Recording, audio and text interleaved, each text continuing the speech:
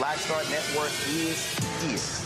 Hold no punches! I'm real revolutionary right now. Support this man, Black Media. He makes sure that our stories are told. Thank you for being the voice of Black America, Roland. Stay black. I love y'all. All momentum we have now, we have to keep this going. The video looks phenomenal. See, this difference between Black Star Network and Black-owned media and something like CNN. You can't be Black-owned media and be scared. It's time to be smart. Bring your eyeballs home. You dig?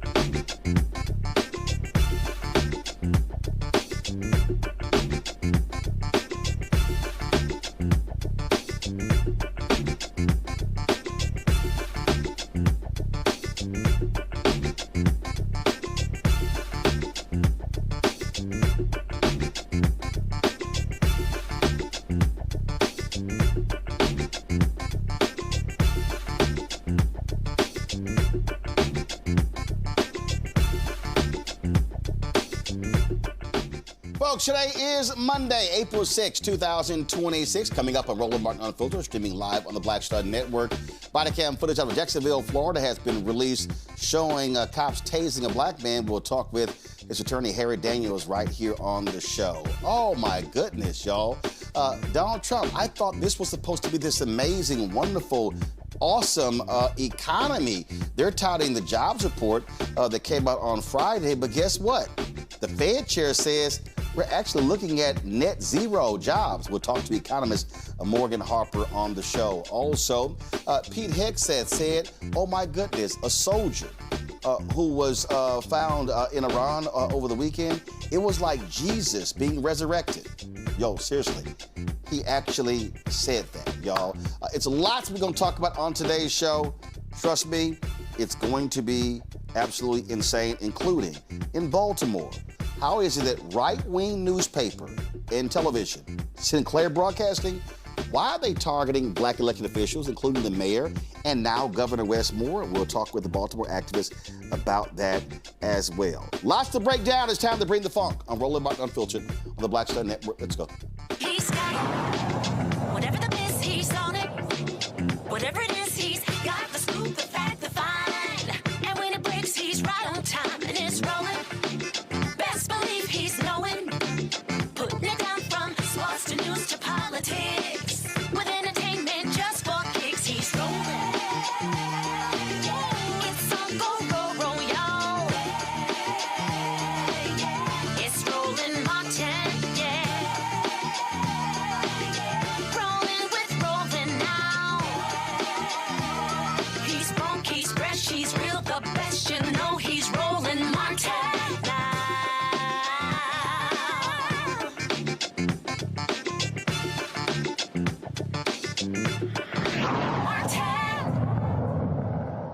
Jacksonville, Florida Sheriff's Office getting called out for police brutality after the arrest of a black man.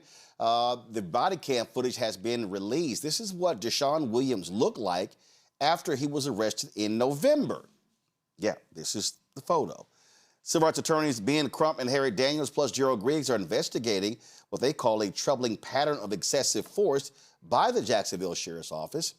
Now, check this out. The body cam footage of the arrest of the 24-year-old Dashaun Williams, of course, has been released. In the video we're about to show you, officers are using a stun gun and repeatedly beating and kicking Williams. Williams was one of 4 men arrested as a result of a months-long drug operation. Attorneys say that no matter the charges, no one deserves to be treated like this. We're going to warn you, folks.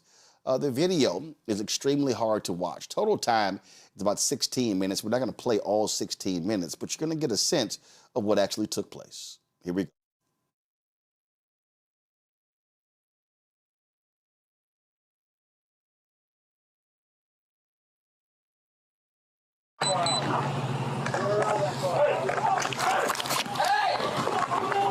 Get up, get up! Hands by your back. Hands by your back. Watch your hands. Watch your hands. Watch your hands. Watch your hands. Watch your hands. Watch that hand. Watch that hand. Give it up. All right, we got it. I got it. Got hands. Got it. Yeah, handcuffs? Yep. Don't you move, motherfucker. You good?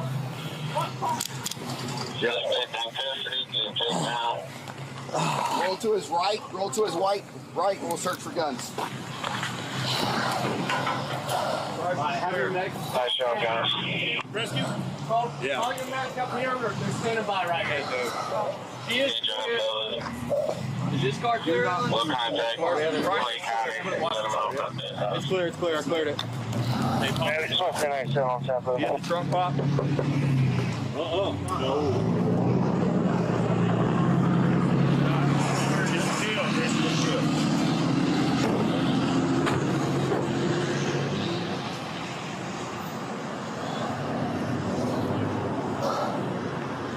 Rescue those, man.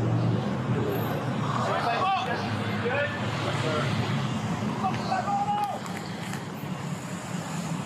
Don't even think about it.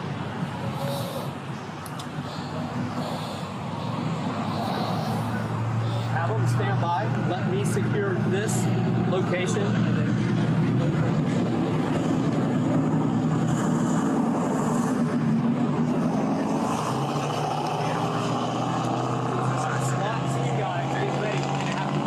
He's back inside the conduit.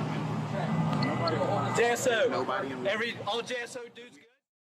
Harry Daniels, who's attorney for Dashaun Williams. Harry, glad to have you here. The contention that you and Ben Crump make, and Gerald Griggs, that is, this was excessive force?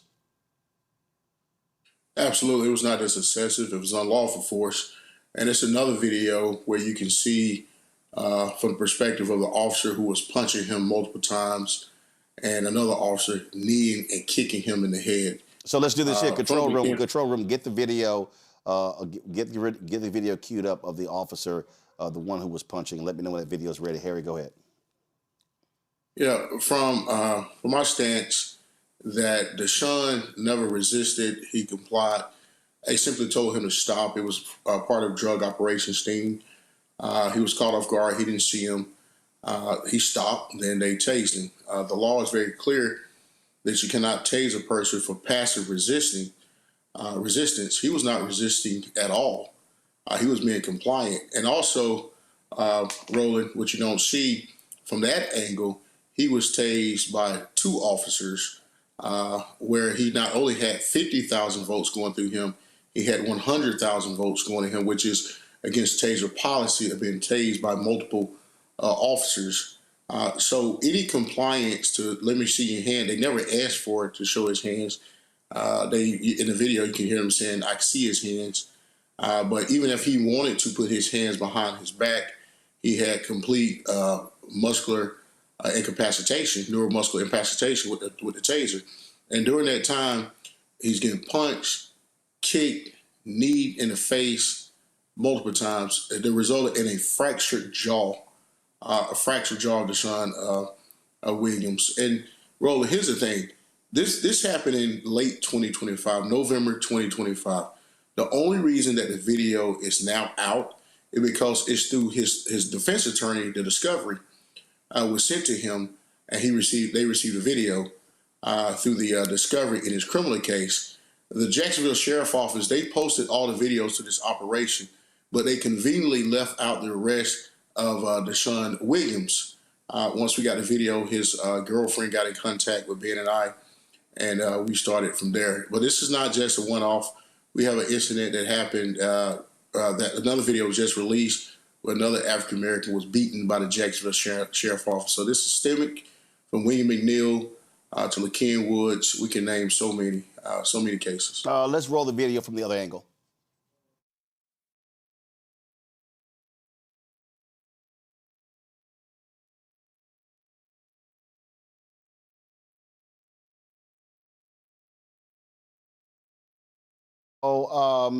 Keep the video rolling here.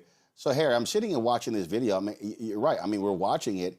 He's not resisting. He's not fighting back. Cue it up again. I want to see how many times that officer actually punches him in the face.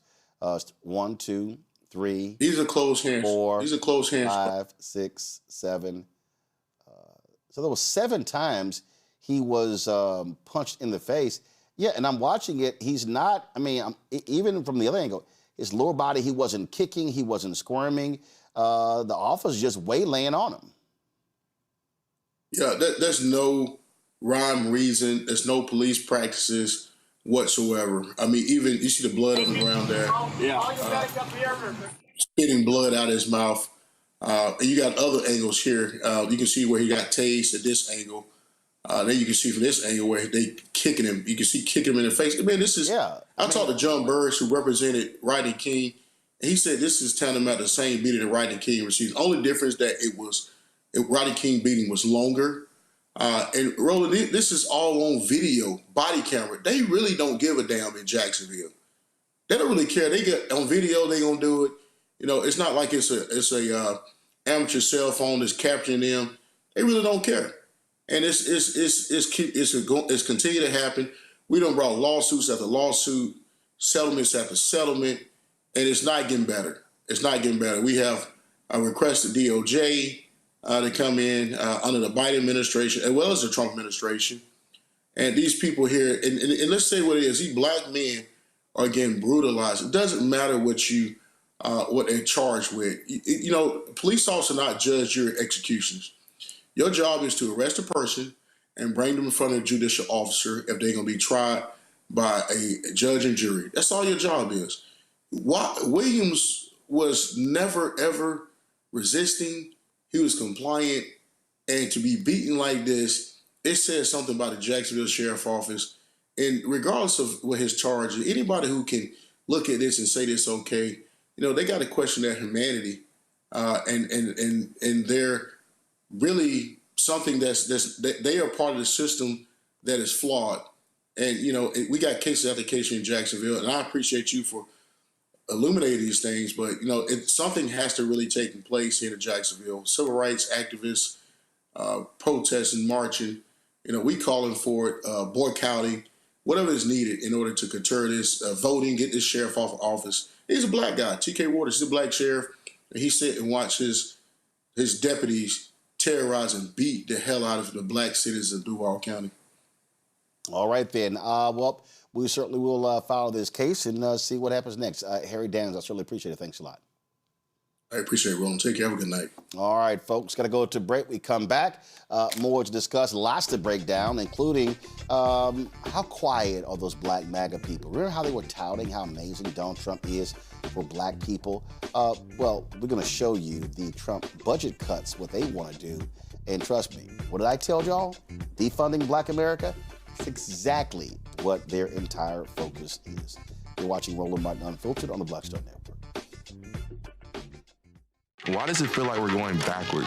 Voting rights under attack, schools stripped of funding, black history erased. This is the Trump MAGA agenda. They want to take us back. They are redrawing congressional lines in states across the country, deciding who gets power and who gets silenced. We see what this is, a power grab. Virginians won't be fooled. Show up, vote, take back our power. It's a temporary measure that gives the people, not politicians, the final say. Vote yes by April 21st. Protect your mind. I love you, son. And your mother. More than anything. And I'm gonna keep doing the best I can to prove it.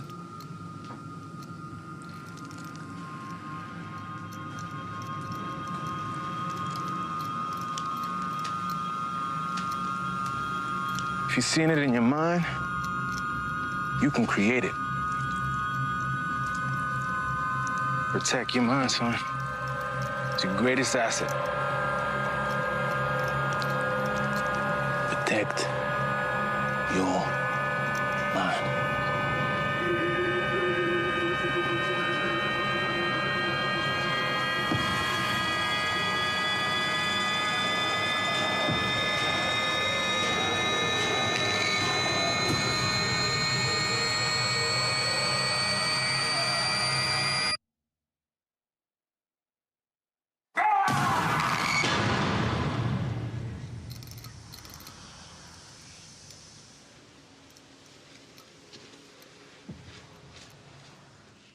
What's up? It's Talib Kweli. I'm CEO. This is the Black Star Network.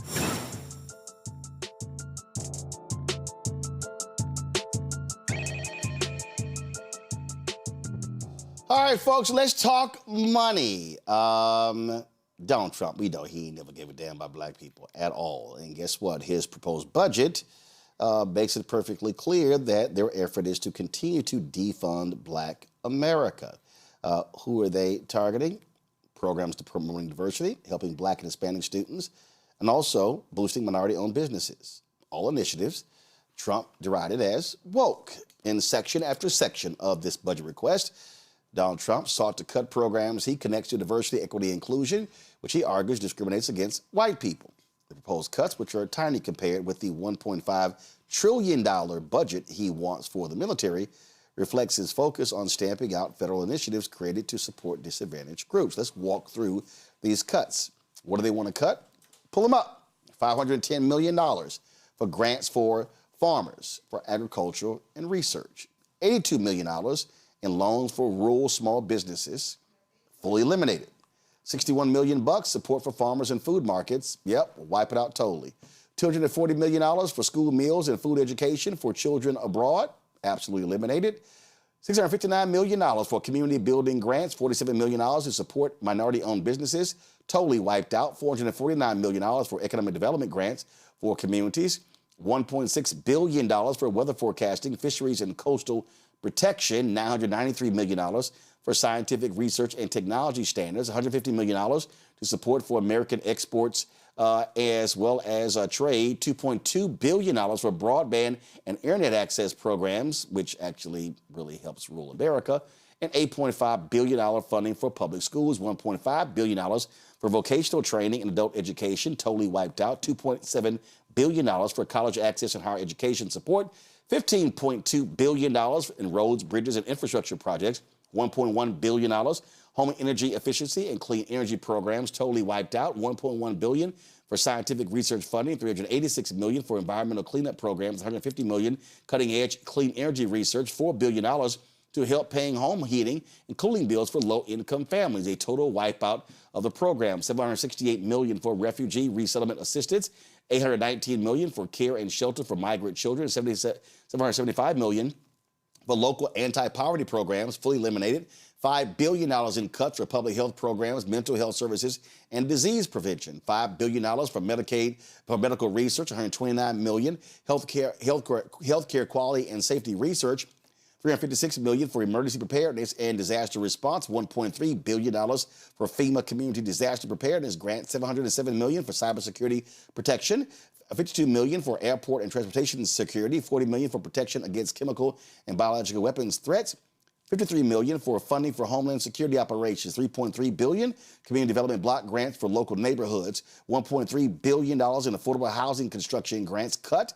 $393 million for programs to reduce homelessness. $529 million for housing assistance for people living with HIV/AIDS. $489 million for housing and services for Native American communities. $50 million in grants to help communities build more housing. $16 million for enforcement of the fair housing and anti-discrimination laws. You know, they don't want to do that. $58 million for home buyer and renter counseling. $45 million renewable energy development. $1.7 billion for grants for local law enforcement and public safety. Oh, that means they want to defund police. $20 million to cuts in civil rights mediation and legal access programs. $1.6 billion for job training for at-risk youth. And $395 million for jobs program for low-income seniors. $234 million worker safety and labor protection. And it goes on and on and on and on and on and on. Russell Vought, who heads the Office of Management Budget, he really is about cutting all of these programs. They don't care about any of them. But like I keep telling y'all, it's about defunding Black America. And all the people who said, oh, no, not Donald Trump. Surely not. I mean, right now, they're touting what's happening in space with Artemis, too. But he's cutting $3.4 billion in NASA space and earth science research, $297 million for NASA technology innovation programs, $1.1 billion for the International Space Station operations. It's probably because he was sending that money to Elon Musk. Yep. That's what they're doing. And those are the kind of cuts. And if they get their way. Now, remember, this is the budget coming out of the White House. Congress appropriates money, all right? And so remember, how it all works is that the House, the Constitution states that any bill dealing with money begins in the House. I can guarantee you these House Republicans are not trying to cut all of that because especially when it's about broadband, rural communities, oh, they love that when it was in the bills passed by President Joe Biden. But you now see how they operate. You see how they don't care. And see, you make these kind of cuts, mind you, he wants to make these kind of cuts, but then he wants to increase the Pentagon budget for the first time over $1 trillion. He wants the Pentagon's budget to be $1.5 trillion. No country spends close to that on defense. It shows you the priorities of this thug in chief. Bring my panel right now, Dr. Omekongo Dibinga Sr., Professor of Lecture, School of International Service with American University. He joins us right now. Glad also, he of course is the author of the book, Lies About Black People, How to Combat Racist. Thelma Anderson is the creator of the Public Opinion Court. She's also author of Shut Up and Prosecute, joining us out of Dallas. Show the book. Yeah, there we go. All right, there we go. Dr. Zachary Kirk, educator, content creator out of Atlanta. Glad to have all three of y'all here. Budgets reveal the priorities of the people that present them, Omekongo, and it's perfectly clear. We see where Russell Vought and Donald Trump are coming from when it comes to this budget. If it's black, if it's minority, it's got to go. It's got to go, period, bottom line. And it's so frustrating when you talk about, where are the black Republicans? Where are all the Trump supporters? This man is destroying every aspect of areas that affect our community and the nation. You mentioned the internet and how that's especially something that's important in rural areas. You talk about the cutting from the police and law enforcement. This guy wants, one of the things I posted online the other day was you can't protest to free Palestine when you're broke, when you're running from ICE, and when you're fighting, what this government is doing. This guy wants to make it impossible for anybody who is not wealthy to be able to function. They want them to have every aspect of dependency on the government or the Trump administration possible, so they want to cut access to everything. Where are the black Republicans? Where are the white Republicans? Where are the evangelicals who talk about, feeding the poor and clothing the, those who don't have clothes and all of that other type of stuff? Like you said, you show what you value by your budget. Show me what your budget is, and we show you what you value. So really, at the end of the day, I think that some of these black Republicans, they still feel like they're going to get over in some way, shape, or form. They feel like there's going to be some type of carve out for them. They feel like there's going to be something that's going to allow them to still get over. But the people who follow these black Republicans, the people who follow Black MAGA and all of them, their minds should be opening up right now to understand that this government, Trump, Vought, they want to rip every aspect of service that you could possibly get your hands on, so you can spend all your time just trying to make ends meet and not being able to be engaged in anything else. And we're struggling because of it, and I'm hoping that these guys wake up, Roland, but I can't see it. This is why we just got to vote them all out. But it's not just them, Thelma. I mean, you've got a lot of these FBA ADOS folks who love having all the smoke for Democrats, mighty quiet on these cuts. They have no choice but to be quiet, because to me, and I'm pretty sure to every other American that has common sense, it's very clear that Donald Trump is not only clearing the way to legally discriminate against not only minorities, but based on race and gender. He's clearing a way to continue to drain the swamp. This is a very clear segue for him to continue to steal from the American taxpayers, the ones that are actually doing and enriching the country, by him enriching himself in moving funds away from necessary programs that have been here and been funded for decades and decades, and using it as an excuse to continue to funnel and enrich himself, enrich his friends, enrich pedophiles in this country by starting a baseless war. Why else would you increase a budget to $1 trillion for domestic, and you're taking away from the actual individuals that live in this country and need that money? That is nothing but an excuse to continue to steal. And if these senators and these representatives don't stop this, they're going to have an even harder time when we're talking about the midterm election. Absolutely. Zachary? Roland, I want to take a brief moment and just add a little bit to what you said about they're not defunding the police because that they're defunding the police, because no, they're not defunding the police. They're adding to the police budget. The Department of Justice is going to get a $4.7 billion increase over the budget they had in 2026. The Bureau of Prisons is going to get a $1.7 billion increase over what they had in 2026, not to mention the huge amounts of money that's going to the Department of Homeland Security, ICE, but not to TSA, because they're defunding TSA even further than what they funded in 2026. But those are, I got it. Those increases are to federal law enforcement. But I'm saying No, yeah. they're proposing cuts to local policing. And remember, correct. He was touting that while running.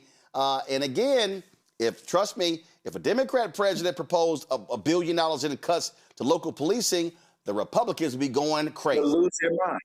They will lose their mind, not to mention the huge amounts of increase that's coming towards ICE and what they're going to do. They're increasing beds by over 100,000 new beds in detention centers to be built, over 30,000 new family units at detention centers. And I'm still wondering to myself, who's going to be put there? I mean, I think we kind of know from if we watch your show who they trying to put there eventually, because we know who the real target is and who the real target has been. This budget is absolutely preposterous. And and what's shocking to me, what's disappointing to me, is I am watching my fellow content creators. I am watching fellow Democratic talking heads, people in the commentary space rolling, people that get a lot of credit and a lot of credibility, who get a lot of acclaim in the YouTube streets and the social media streets, the content creator streets. And these people are sitting here arguing among themselves about Hassan Piker and Jennifer Welch and bullshit and not doing any kind of education around this. Now is the time for everyone who cares about democracy and everyone who cares about the working class in this country to come together and in a coordinated attack, tear this shit down. Lobby Congress right now, before the budget even moves forward. Start right now going to senators, going to representatives, and demanding that they vote against this. Not when it's on the verge of passing, like we did with the One Big Beautiful Bill. The fight started Friday on the day this man dropped it. This man dropped this on Good Friday. On the same day he did a whole bunch of other nonsense. That's when we should have started the fight. We're already 3 days behind. Absolutely. All right, folks, hold tight 1 second. We come back. What's happening in Baltimore? You've got a right-wing company that owns the local Fox affiliate, that owns the main newspaper. And why are they targeting black elected officials there, especially the mayor and the governor? We're going to break down for y'all how Sinclair Broadcasting's chairman is using the power of the media to target black people. You're watching Roland Martin Unfiltered on the Black Star Network. Support the work that we do. Join our Bring the Funk fan club. Our goal is to get 20,000 of our fans contributing on average $50 each a year. That's $4.19 a month, 13 cents a day. That goes to fund this show and the other 5 shows on the network. If you want to contribute via Cash App, use the Stripe QR code. You see it right here. You can also use this for credit cards as well. Checks and money order. Make it payable to Roland Martin Unfiltered, P.O. Box 57196, Washington, D.C. 2003 7-0196. PayPal's R Martin Unfiltered, Venmo RM Unfiltered, Zelle, Roland at RolandSMartin.com, Roland at RolandMartinUnfiltered.com. We'll be right back. MAGA Republicans ended diversity programs, cut funding for black students, and fired federal employees. And they won't stop there. Now, they've redrawn congressional maps so that they can rig the November elections. But we have the power to stop them. By voting yes for fair elections, we have the final say on who represents us in Congress. This is a temporary measure to restore fairness. They are not backing down, and neither can we. Make a plan to vote by April 21st and vote yes for fair elections. Hey everybody, I'm T.D. Jakes, and I want to encourage you to watch Roland Martin Unfiltered. It'll blow your mind.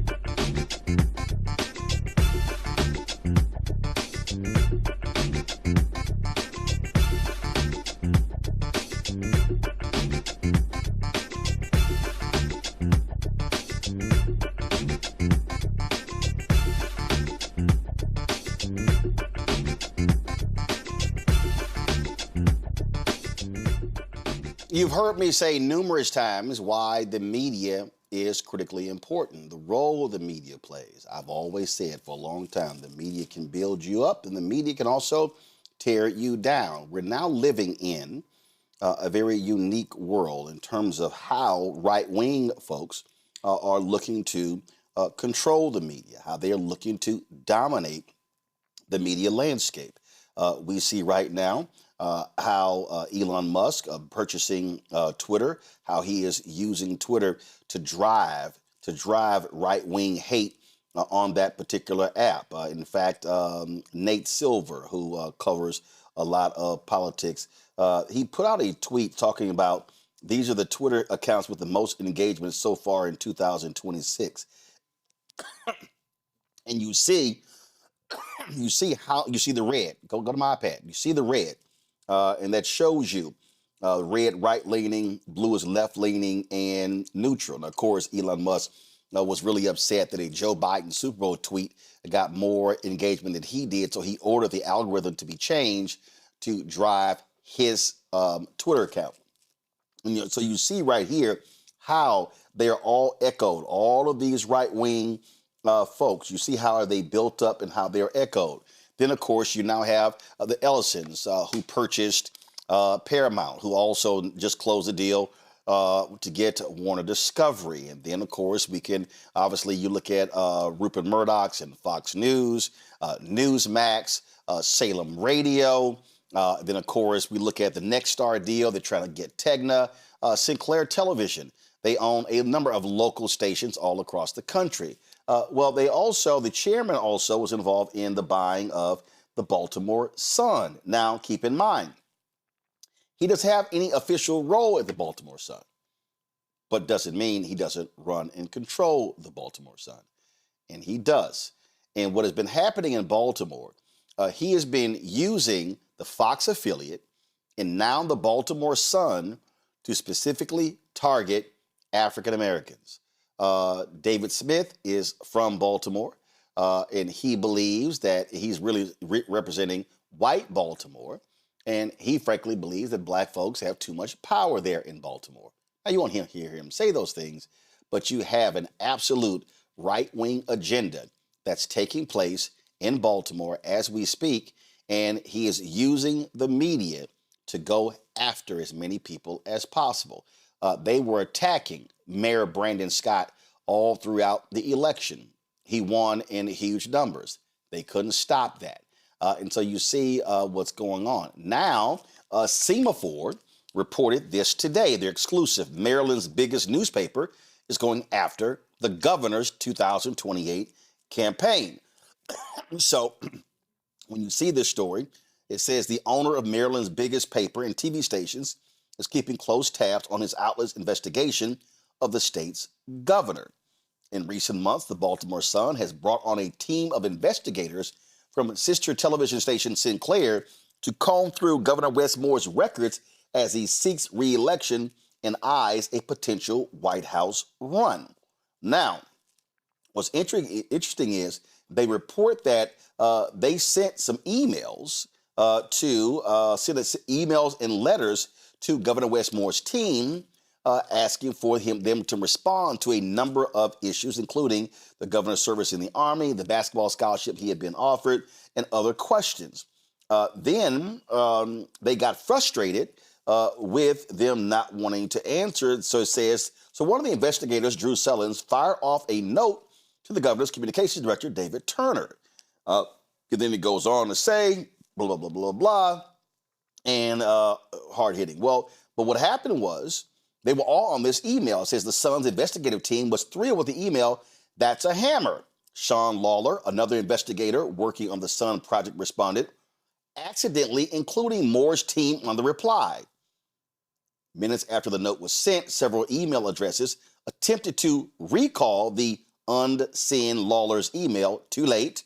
A feature in some email clients. But here's what's interesting. One of the people trying to recall the email, David Smith, the owner of the paper, who had not been visibly included on the original emails, according to a copy of the request shared with Semaphore. Davon Love is the Director of Public Policy, Leaders of a Beautiful Struggle in Baltimore. He joins us right now. Davon, quite interesting what was happening there. Again, the local Fox affiliate was attacking the mayor left and right in the last year before he ran for re-election. They were going hard. They were supporting other candidates against him. He crushed all of them. Crime has dropped. Huge reduction there. We see all sorts of things. But if you look at the Fox affiliate, as well as the Baltimore Sun, you swear nothing good is happening in Baltimore. This is a direct targeting of black leadership by the white-owned conservative Sinclair Broadcasting, David Smith. Yeah, and thanks for having me on, Roland. I think it's really important to have this conversation. If I can just lay some groundwork, right? Because I want to talk, and you covered when Marilyn Mosby was being targeted by the Department of Justice, right? And it's important for your audience to note that the importance of going after Marilyn Mosby, right? She was someone who charged the officers that were involved in precipitated the killing of Freddie Gray. But she also, her and I worked on a piece of legislation that vacated the convictions of those for whom the testimony of corrupt police officers was the basis of their conviction. And so that was something we worked on in 2019 that passed, right? She also decided to not prosecute low-level marijuana convictions. Those are the examples of the kinds of policies that recognize the way the criminal justice system has been targeted towards our community. They recognize that. That is a policy agenda that they are against. And so we saw, vigorous media coverage. And there's a book by a brother named Derek Musgrove, Rumor, Repression, and Racial Politics, where he actually documents the interplay between right-wing media and Department of Justice prosecutors, right, who typically put out stories, right? So what they actually convicted her for was mortgage fraud, right, which, given the way that it happened, is something that most people do all the time, right, that people aren't prosecuted for, and taking her own money, right, with the guise of corruption, right? Because in a society structured on racism and white supremacy, our collective consciousness is conditioned to see Black people as inherently prone to criminality, right? So those stories, putting them out over and over and over again, create a context where our own community questions the legitimacy of those that are in elected office. And so it wasn't about corruption. That wasn't the political purpose, right, of what the coverage of her was about. It was about going against an agenda that challenges racism and white supremacy in the way that is weaponized against the criminal justice system. So if we go to today, right, and you mentioned the current mayor, Brandon Scott, for whom David Smith, who's executive chairman of Sinclair and owns the Baltimore Sun, he doesn't control the mayor. And one of the key parts, and it's important, you laid out, David Smith as an extension of Donald Trump. In 2018, he actually said explicitly, publicly, that his job is to carry Trump's message into people's homes. He owns 40% of those local news companies. And it's important for people to be clear that that is a particular kind of pernicious propaganda. It's one thing for people to seek out media where they're having political conversation, like platforms like this and others. But when you talk about local news, people going, they're getting up in the morning, they getting their kids up, they playing in the background, those stories come up. Or they're at home, at night cooking dinner, they got the news playing in the background. So there's a really pernicious kind of propaganda that local media is capable of that David Smith is using as a part of his political agenda. So against the current mayor in Baltimore, one of the most important things that the Scott administration has done is, at the same time, law enforcement says that there is a shortage of law enforcement officers. There's been this historic decline in homicides, non-fatal shootings, and many other categories of crime. What he has done is invested an unprecedented amount in community-based organizations, particularly community violence interrupters, We Are Us, Tendaya Family, the Peace Team, right? Challenge to Change, a variety of organizations, around the city, who many of them networks of formerly incarcerated folks who can go out and to address, these conflicts before they happen. That it has been investments in those kinds of organizations simultaneous to a police shortage that demonstrate that in order to get public safety, law enforcement is not to be central to that. And that goes against a very fundamental right-wing policy position, right? What David Smith wants is propaganda that forces people to believe that diminishing law enforcement undermines the capacity for our communities to be safe. And Baltimore has demonstrated the opposite. Well, to your point, I'm going back to the SEMA4 article. Pull it up. It says here, they said the Sun fired a reporter after they complained in a public Slack channel that the paper had published a story from Sinclair, this is the TV outlet, on former Democratic prosecutor Marilyn Mosby's attendance at a barbecue while on home detention. The Sun reporter, Madeline O'Neill, said the story was old by the time it ran in the paper and it was missing crucial information. Quote, the story was already several days old on Friday and running this incomplete version threatened my relationship with the source, O'Neill said, according to Slack messages shared with SEMA4. I can't do my job if editors are going to undercut me like this. I see almost no difference between the Sun and the local Sinclair station, another staffer said, other than the fact that there are some people at the Sun who predate the sale. Well, that reporter was fired for actually saying that. And so the thing that people have to understand, Davon, what was happening in local news, you used to have robust newspapers, 2 papers in the city. Then it went down to 1. In the case of the Baltimore Sun, they've had massive cuts. And so now, by having a right-wing owner who is controlling the lever of the local station, TV station, and the local newspaper, what people don't realize, your other outlets are really driven by what happens in the daily newspaper. And so, your radio stations, I can tell you, I worked in radio in Dallas. Well, what happened is the Dallas Morning News and the Fort Worth Star-Telegram were essentially all the stories done on local radio. We would just rewrite what was in the newspaper. The local TV stations do the exact same thing. And so this is how David Smith and Sinclair are using their power to try to target folks. And they created this investigative unit claiming to focus on public corruption. But they're focusing on all these other cultural issues like tampons in school bathrooms. This is a right-wing agenda that they imposed on their local TV stations, and he's doing the exact same thing with the local newspaper. Yeah, and one of the things that's been central to their approach has been the way they cover crime.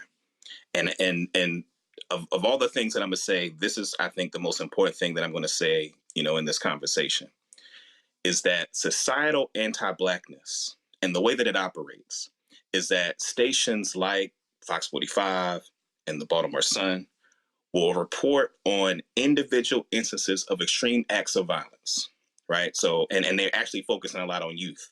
So they focus on an individual instance of a young person that commits a violent crime. And what they do is that they play those stories and talk about those cases over and over and over again. What that does is that it creates a context where those that are consuming the information then assume, oh, this must be rampant, and that there needs to be more policies to be harder on those that are committing crime, and that those that are interested in reforming the criminal justice system are okay with people committing violence, right? That is the narrative.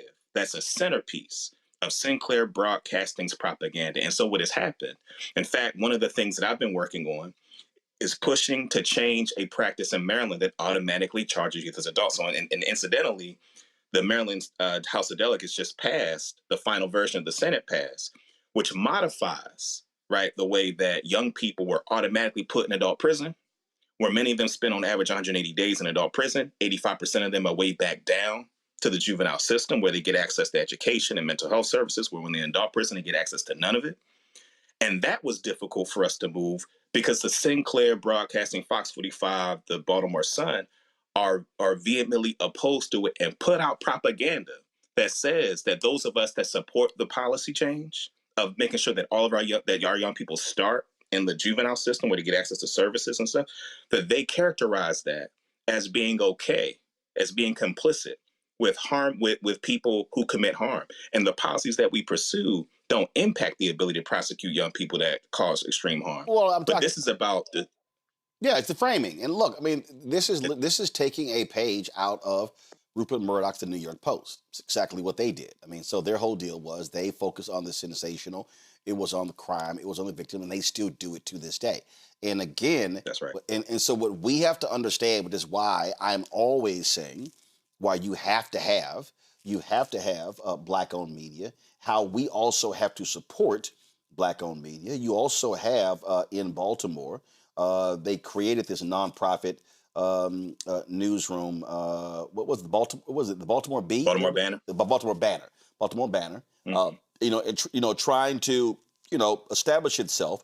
But the reality is, the Baltimore Sun has been the dominant paper there for a very long time. But again, what folk have to understand is that what the right wing realizes, it's called mass media for a reason. There's a reason they want to control the information sources. There's a reason Elon Musk said, if we take over Twitter, Larry Ellison buys TikTok. They will pimp Mark Zuckerberg any way they want to, so he will bend over to whatever the right wing wants. And so now you got Facebook and Instagram. And so now you have the 4 dominant social media platforms, and they can reconfigure the algorithm any way they want to. There are people who are on TikTok who are saying, oh, my content is being censored. All of a sudden, my stuff is not showing up. Stuff is being deleted.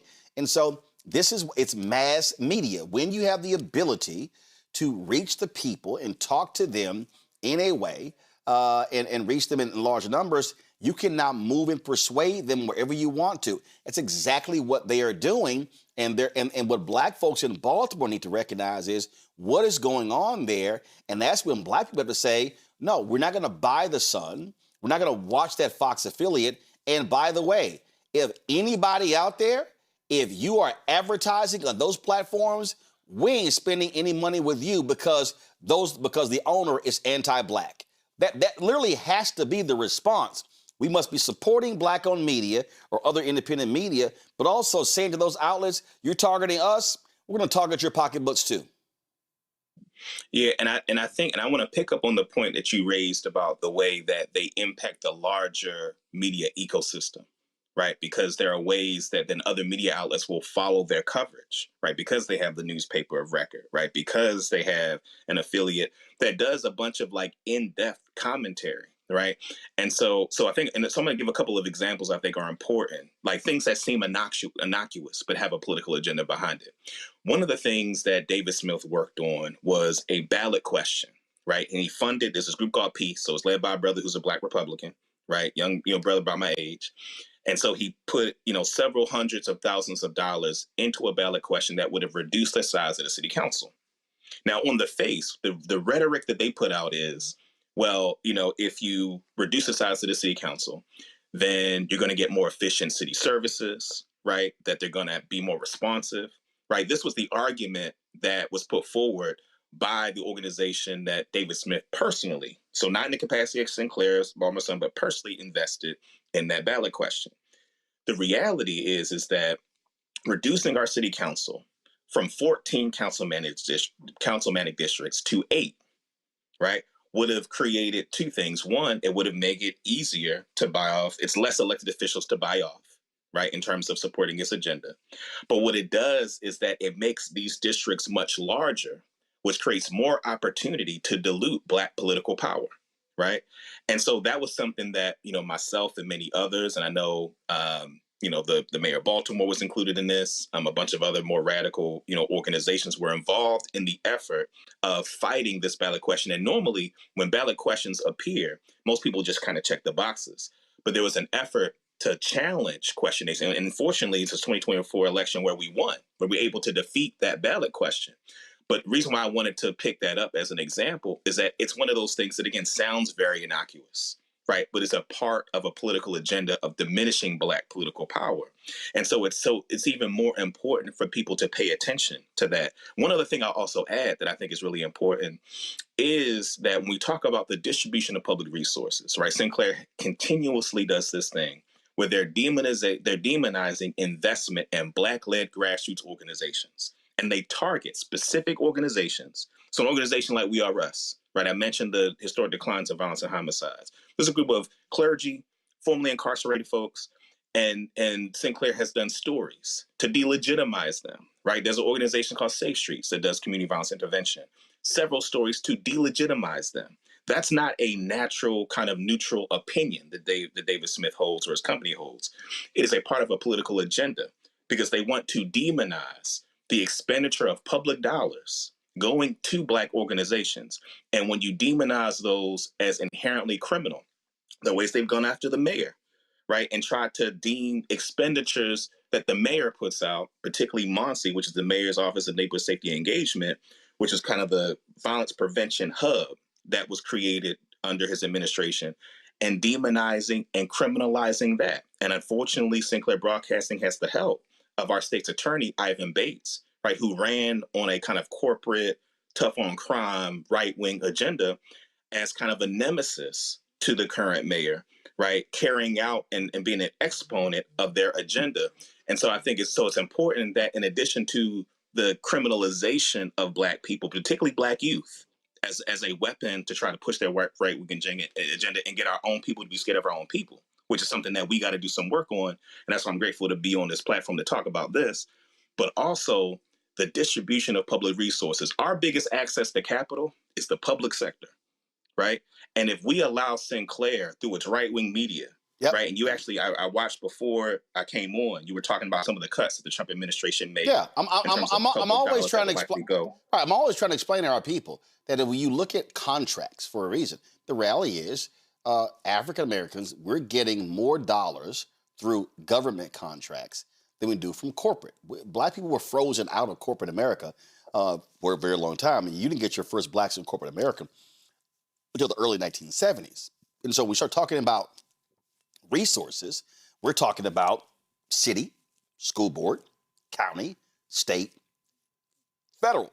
So when they start talking about making those cuts, that's specifically harming Black people. This is to your point about that ballot initiative. That was about Black power. That was about Black control. And so a David Smith wants to come in and utilize his millions of dollars and over the media to put his thumb on the scale, really talking to white Baltimore. That's what this is all about. Listen, when Trump's opportunity zones came out, listen, they rigged it to allow Under Armour to be able to. That wasn't meant for Under Armour. It was meant for low-income areas. But these are the games that are often being played, and I need our people to understand why media is so important. I always say, where your eyeballs go. We say, move your eyeballs home. And so I tell folks all the time, when a lot of our people, and again, I have nothing against these other shows. I have nothing against any sports shows, any entertainment shows. Listen, I watch sports. I watch entertainment. I watch fictional shows. But when we as Black people, when we watch more television, more reality shows, we watch movies and all sorts of different stuff along those lines, and we're not watching news shows, we don't understand how we are being targeted and how media is being used to target us. So I bring the panel in here for them to ask questions as well. Zachary, I'll start with you.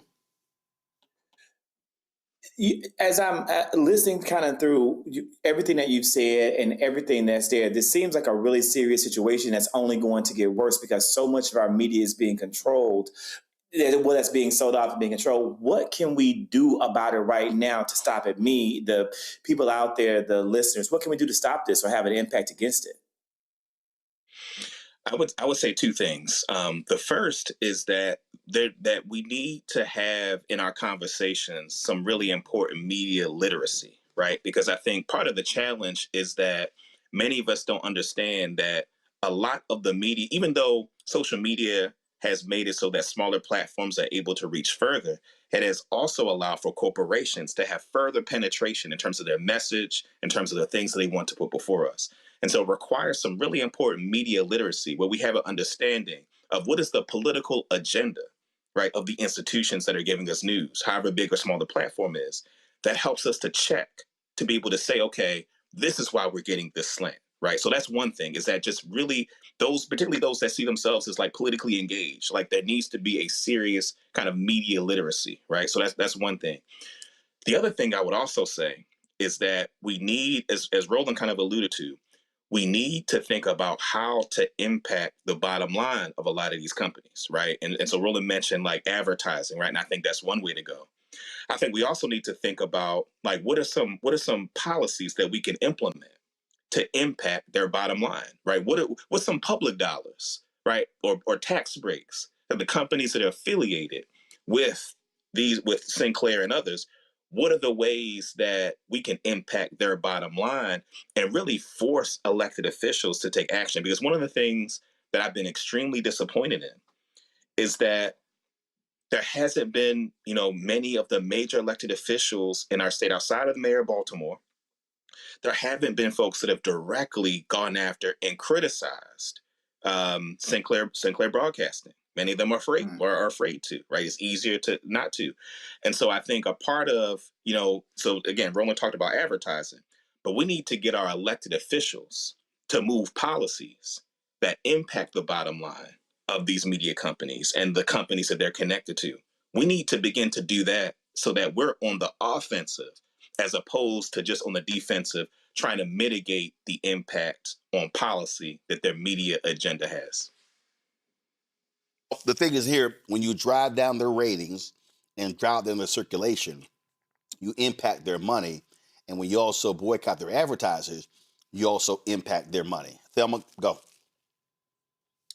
Good evening.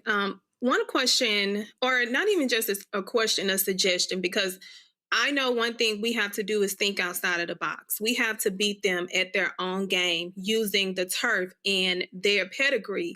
So my question is, do you believe that by the government and the city utilizing what they're actually doing in a community on a day-to-day basis, taking that, putting it out on their content on social media, using the content space in order to educate, keep the public informed in a way that they have not, because it's the government and city officials don't believe in utilizing those tools. That way you keep the individuals in your community informed. You beat them to trying to change a narrative, but you also now have created an audience that relies on the updates by hiring investigative journalists to come in to be the media aspect and the media engine that is going to push the stories the correct way before they can, which is going to, one, drive them insane, and two, they're going to be on the defense instead of the offense, and then utilizing that to bring in advertising, because once you get those eyes on what is actually going on through that mechanism and that tool that we have that is so free right now and it's up in the air, you're now bringing in advertising. People want to utilize that aspect, but you're also creating a space where the people in your community know what's going on before they can be lied to. Yeah, so I'll say three things. One, I think that's a really, helpful suggestion. I think that many elected officials, I think, and organizations do have their own channels for putting out content and all of that. And I think there could stand to be more investment in that because as was mentioned earlier, when you think about the algorithms, right, there are ways that the algorithms make it difficult for those kind of messages to get out. So I think the combination of what you suggested and just generally more investment in that, I think is important. Second thing I'll say is, and I mentioned this at the top, there's something more pernicious about local corporate media having a political agenda than some of the broader media. Because when we think about the average person is not paying a lot of this stuff much attention. They're going to work, they're coming home, they might party on Fridays, they might hang out with their friends, right? But the average person isn't paying a whole bunch of attention. And so the platforms that shape the opinions of those, particularly those that aren't super engaged, right, tend to be that they listen to local corporate media, right? Because again, you wake up in the morning, they got the weather, they got the traffic updates, right? And so what you get is then you have the propaganda where they're hearing that on those platforms. So in many respects, it is a smart strategy on the part of the right wing, if they're trying to go after our communities, to focus on local corporate news because of just the way that our community listens to it, right? Particularly those that aren't particularly engaged. And so this leads into the third thing, which is, I think that's why it is particularly important for us to think about and put out the kinds of content and messages that demonstrate the progress that has been made. I think, unfortunately, what ends up happening, and this is kind of a much larger societal challenge, is that most of the narratives they get about majority Black cities are about oppression, denigration, crime, violence. That is, people are so conditioned into that even when you tell them examples of good things that come out of our community, right, even if it's unspoken, people find it hard to believe, right? So there's certainly a much larger effort, propaganda effort, affirmatively, that our community needs to engage in, So that even when those of us put out content that is possible, we worked on a reparations policy. So I know Roland's familiar with the Reparations Commission we worked on this past session, but we worked on some reparations for the war on drugs work, right? Where we were able to establish a fund that resources would come back to the communities impacted by the war on drugs. And there are people who they said to us, they don't believe it. Like, even though we got the statute, we can show the bill passed, they didn't believe it, right? So that's a much larger part of the propaganda machine that we have to address ourselves to, particularly as Black people, right? And again, that's to Roland's point, that's a part of why Black media plays an important role, right? Because that's part of the job we got to do, is to demonstrate, here are examples of things that are positive that are happening in our community, and that serves as the basis for how people think about the progress that's been made. Agree. Makongo? So going off of what you and Thelma were just talking about, this is very important to me, not just as a Black person, but as a Maryland resident. And, we're about to open up a business in Baltimore as well. Who are the people right now, like 2 or 3 sources, maybe a journal, a social media person, who are doing what you and Roland are talking about right now that we should be following, who are already out there talking about this propaganda? Because now, my expectation is that people watching are going to be going and following your organization more. Obviously, Roland pays a lot of attention to this as well. Are there other people who we should be out there supporting, whether it's through social media spaces, whether it's through supporting their YouTube channels, who are out there doing this type of fact checking right now as we start to build this infrastructure that Thelma's talking about? So I got to say that my answer to that is a fairly depressing one, right? Because part of why, I've been, getting with, trying to get with Roland, I had this conversation for a while. And part of the challenge is that this is not something that a lot of people are paying attention to, right? And in some ways, what has happened, I had a conversation with our mayor a few days ago where he said that part of his experience is that people reduce pushing back against Sinclair to like a personality thing. Davon don't like David Smith. David Smith don't like Brandon Scott. Like, it gets reduced to personality as opposed to like the structural analysis of the impact that they have on policy, right? Why does it feel like we're going backward? Voting rights under attack, schools stripped of funding, Black history erased. This is the Trump MAGA agenda. They want to take us back. They are redrawing congressional lines in states across the country, deciding who gets power and who gets silenced. We see what this is, a power grab. Virginians won't be fooled. Show up, vote, take back our power. It's a temporary measure that gives the people, not politicians, the final say. Vote yes by April 21st.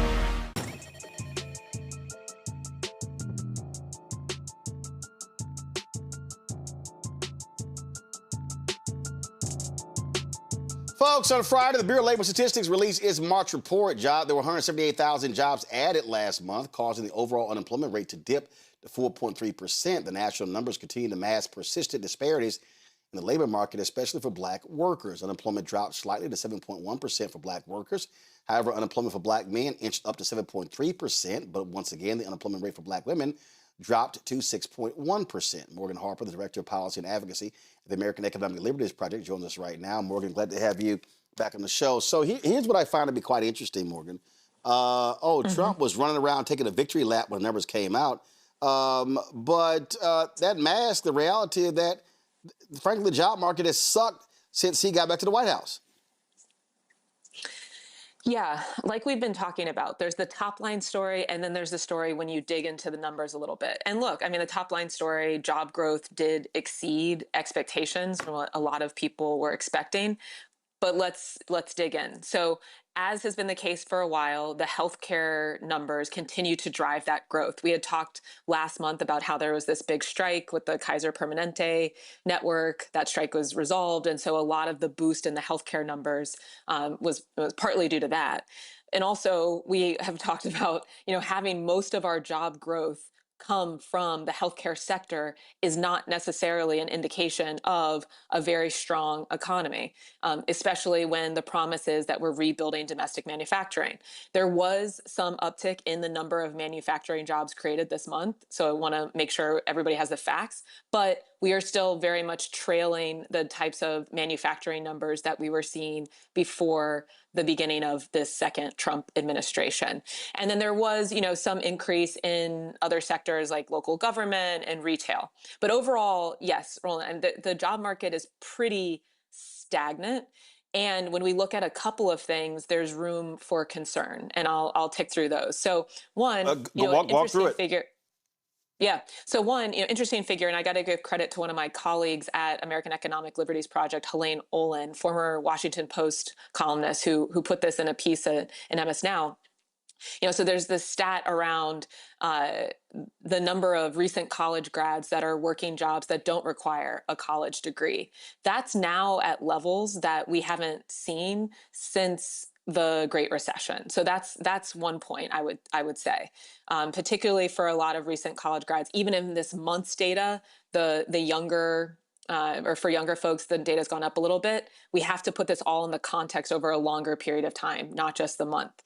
The other interesting thing to note is how many hours workers are actually putting in here. Like how many, or put in another way, how many hours are employers willing to pay for from the labor force? And that's where you see a lot of stagnation. And it has been, slowly happening over the last couple of years, but it does now seem like there's a pattern where workers are not putting in as many hours. And if you talk to the typical economist, there is, of course, like a technical explanation for this that, workers are just getting more productive. This is great.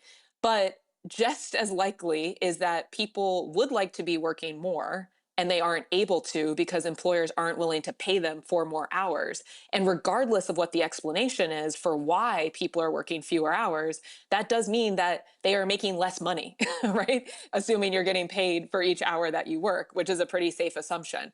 And so, that's something that we have to continue to look at, but it does seem like it's a sign of overall that the economy is just not quite as strong as it might seem from that top line number. The other thing I would note is, again, okay, so let's say we're in a scenario like I just laid out where people are maybe working fewer hours than they would like to from a particular employer. Maybe they're picking up a second job or a third job to make ends meet. And this is where, in certain sectors like restaurant sector, for example, that would be, one where you can kind of plug in, get that extra job, get some hours in for a local restaurant. Well, this is where another element of Trump's economic policy that is harming workers and the overall economic picture is that he is just green lighting a lot of these mergers that are going through. And one merger that has been announced since I was last on and just in the last week or so is this Cisco Restaurant Depot merger. I don't know, if folks have heard about that, but these are two companies that supply a lot of the food directly to restaurants. They are competitors. In fact, Restaurant Depot tends to offer lower prices than Cisco, which is already, a pretty large giant. And so these mergers are the type, they're big, it's $29 billion, the type that, Trump has been cutting deals to sail through when in the Biden administration, a lot of these were getting blocked. And if this one were to go through, then this is almost certainly, you don't have to take my word for it. The Independent Restaurant Coalition has come out saying a lot of restaurants might not be able to stay in business. So again, the delicate, balancing act that a lot of American workers have been doing for decades, but has accelerated over the last couple of years of maybe trying to have multiple jobs, like the different avenues where you would be able to pad wages if they are stagnating a little bit. One of those outlets in restaurants could be threatened through those policies. And then the final point I'll make about the overall picture here is how far each dollar that we're earning is going. And this is something we've talked about, but prices. Now, one of our sister organizations, Groundwork Collaborative, put out a report showing evidence of, as we've talked about, corporations price gouging because of this tariff environment. Even if, the tariffs have been found to be illegal, we're not clear on how prices will actually change or if they will at all, if companies have already raised them. Why lower them when we don't have anywhere else to go? So that's something for us to look at. And then the other thing I would note, in addition to the gas prices going up, which I think a lot of us are already feeling, how the issue with the Iran war might impact utility costs. The fact is a lot of electricity now is generated based on natural gas supply. Natural gas is very much tied up into what is going on with the Strait of Hormuz situation. And if that isn't resolved pretty quickly, then we could also see a spike further spike. Utility prices have already been increasing, but that could lead to a further spike based on, the international situation. And so, overall, I would say that this is still a very tenuous situation. And as we do every month, continuing to see what the data is telling us, but also make sure that we are digging in a bit deeper to fully understand the economic picture for all of us in the U.S. and especially as Black workers. This is Fed Reserve Chair Jerome Powell. This is probably a great reason why Donald Trump hates him. Listen. The thing that I think good number of people on the committee are concerned about is just the very, very low level of job creation.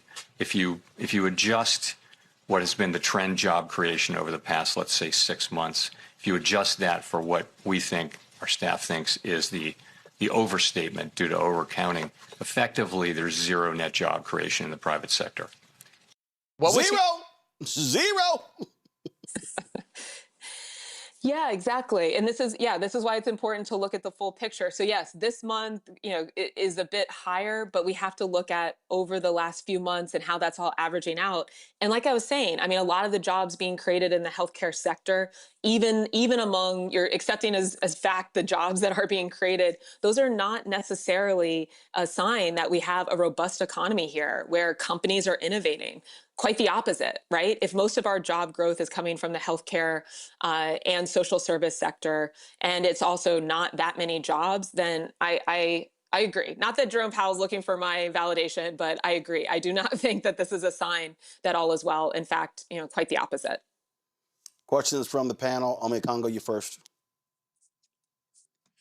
So I originally wanted to talk to you about where you see the future is going as relates to Iran and this war, and you kind of mentioned that as relates to energy costs. But I actually want to ask now, because I just taught today up at school, what are your thoughts about the current graduates coming out of college in the next month or two, and the next 2 years, 1 or 2 years, as it relates to future college graduates? Like, given the picture that you just painted, it just seemed really bleak. What are your thoughts about them, advice for what they should be looking at? Just your general thoughts as it relates to the college market. Yeah, I'm glad you asked this question because, I do a lot of student talks, and last week I had several. And one of the questions I got from a student at the Columbus College of Art and Design, one of our local colleges in Columbus, was, I'm scared. What are we doing? And I asked him, like, well, what makes you scared? And he was like, because it just seems like everywhere we turn, there's layoffs and no industry is safe. And I had to be honest. It's like, yeah, that's real. There are a lot of layoffs. And that's another thing. And I know we've talked about this in prior months. This is one of these stats that aren't always highlighted when we're talking about the general, economic picture. But the federal government is collecting that data for, the largest number. When there's a lot of layoffs that happen, that has to be reported to the Department of Labor. Of course, this administration is not highlighting that or using that as a metric of success, but that is 100% connected to these mergers that are happening. All of the data evidence bears out that merging companies very likely to then lay off workers. It's this BS explanation about, we're creating more efficiencies. Well, efficiencies for whom? Certainly more money-making efficiencies, but not if the goal is to try to enhance and protect a broad workforce. And so, yeah, I mean, I the same thing I told that young man who I spoke to, and I think we all have to be very honest with a lot of young people in our lives, is this is not a stable economic situation. I think especially we layer on AI and all of that in terms of like what entry level jobs will look like. I mean, I've even been telling this, talking to people who are on their way to law school, still think if you're interested in that, and we're going to need a lot of great lawyers, especially on the government side of things when we get to rebuilding the role of government, hopefully after what's going on with this administration, we need you. But where that training will come from is not clear. And so, this is getting very much in the practical and maybe not, fully satisfied. And I think we all probably need to be talking about what is the best path for our young people here. But a couple of things I would note. I mean, there are certain industries that are going to be a little safer and, not, an innovative idea necessarily, but, some of these trades that you can't quite AI your way out of just knowing how to do plumbing and things like that. But for folks who are taking the non-trade, maybe, entering more of a collegiate environment, I think that young people need to be really aggressive about figuring out what they want to focus on and try to focus and specialize pretty early to be able to make their case for different institutions as to why they should hire them and spend those resources that are probably going to be very limited, the amount of spots they have for recent college grads to enter. So that's very practical advice I'm giving to every young person I talk to is like, even if you're not 100% confident in the thing you think you might want to do, fake it. You need to make your pitch for why someone should want to hire you at all. And we need to be strategic about, trying to protect and create those opportunities as well if we are in a position of being able to hire folks. But this is no time, unfortunately, to be exploring and finding yourself. We need to be focused and strategic. Thelma? With the recent layoffs at Oracle, I want to get your opinion on what are the implications that you can offer some kind of insight on, because we saw that they laid off about 30,000, if not more, of their employees. But we also saw that they are now applying for like over 2,500 in HB1 visas. So I'm saying, like, if y'all are laying off Americans, but you're going over here to get these HB1 visas to bring people from international over, what does that say about the government allowing this to happen? Exactly. And, I was listening into the prior conversation about narrative. I think we are in a narrative war on some of these issues too, and calling out the contradictions, just like you said it, is like, this administration is supposed to be about building up American workforce, manufacturing, high-tech, innovative industries. And if we are going to allow American workers to be replaced with foreign workers, and not to say that there isn't a role for having foreign workers as part of, in our companies, but we've got to be clear about what's actually happening here and who's going to be getting, the short end of that stick. And it does appear that there is every intention through this administration of making sure that Americans are being punished both in the cost that we're paying and the limited and increasingly shrinking job opportunities that are available to us. And we need to call that out to change the political calculus, because we are in an emergency situation. And if something about the political environment doesn't change as quickly as possible, then, we might not be able to redirect some of the impacts here where people could be experiencing massive devastation. And, and the other thing I would say is, right, I mean, we talked somewhat about it's not just losing a job. It's very easy to make this seem like numbers, but that then starts to infiltrate entire communities where these job hubs are and the local economy that surround them. And so it is, again, an emergency situation. And I do think making sure that we are plugging in and controlling and making sure we have independent media like Roland's platform, being real about what exactly is going on here is necessary to make sure that people are not fooled yet again. Zachary? Morgan, I have been waiting for this. I, have 2 questions. If I could ask them, Roland, if not, I just ask one. But, I have I'm doing a whole entire series of content this week around 2 things on my platforms as activists. I'm doing one around how Donald Trump's 2027 proposed budget will impact Black America. And I'm also doing one around this really great article that was published by the Griot on this past weekend, or I saw it this weekend, that talks about we are officially in a Black recession. My question number 1 for you, Morgan, is do you agree with the Griot based upon the data that came out that we are actually in a Black recession, that if you had probably read the article, giving you some brief summary, is that Black unemployment has climbed up to 7.7%, between 7.5 and 7.7% in 2025, a rise that definitely would signal a recession for our community, as well as all the cuts that are being made systemically to grants and funding from this administration that would benefit Black America. So do you think that we're in a recession? And if we are in that recession or approaching that recession, is there anything we can do about it? Yeah, great question. I mean, I would agree with that. I haven't read that article, but I would say we've been in just seeing a steady decline of Black economic power in the U.S. for longer than just the last year, for the last couple of decades.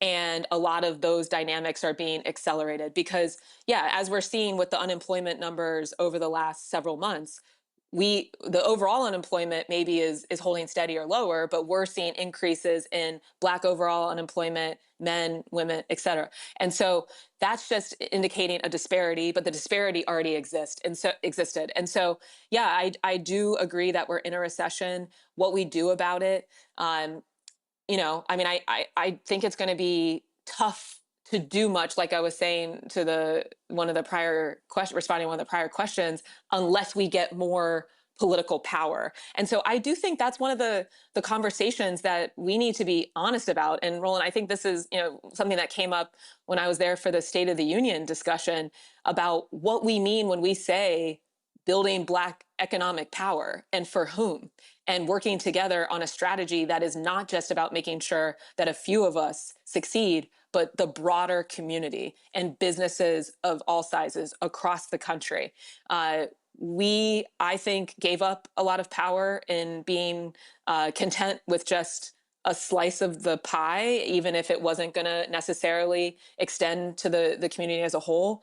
And there's no room for that. So, you know, for example, how are we thinking about the elections that are coming up and the political messaging that is going to be coming up through some of these candidates? And it is not going to be enough to say or pay lip service for any of these candidates, or we need to make sure that it is not enough to say, oh, yeah, I care about Black people. Oh, yeah, we're going to put something about Black contracts important, but just like throwaway language in one of these platforms. We need to be dead serious and specific around what we mean for someone to earn our vote, to be one of these candidates for president in the midterm elections, and not let people off the hook. Because I am very, very concerned that, again, I mean, I don't know that we can come back from the level of vulnerability that is now infiltrated our entire community and is accelerating in this administration. Well, this is supposed to be the golden economy. That ain't happening. It ain't even silver or bronze. It's more like tinfoil. All right, Morgan, we'll appreciate it. Thanks a lot. Thanks for having me. All right, folks, gotta go to a break. We'll be right back. Roland Martin Unfiltered on the Black Star Network. Trump is screwing all of us. Back in a moment. MAGA Republicans ended diversity programs, cut funding for Black students, and fired federal employees. And they won't stop there. Now, they've redrawn congressional maps so that they can rig the November elections. But we have the power to stop them. By voting yes for fair elections, we have the final say on who represents us in Congress. This is a temporary measure to restore fairness. They are not backing down, and neither can we. Make a plan to vote by April 21st and vote yes for fair elections. Hi, I'm Swing Cash, Basketball Hall of Famer, and you're watching Black Star Network.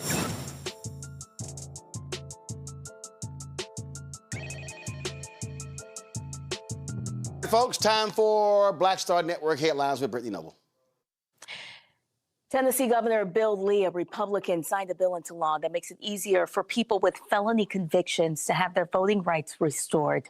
The legislation removes the requirement that individuals pay all court costs before regaining their voting rights. It also relaxes Tennessee's child support rule, now allowing people to qualify if they've been compliant with payment or on a payment plan for at least a year. The measure received bipartisan support, passing with unanimous backing from Democrats and support from most Republicans. The law took effect immediately upon the governor's signature.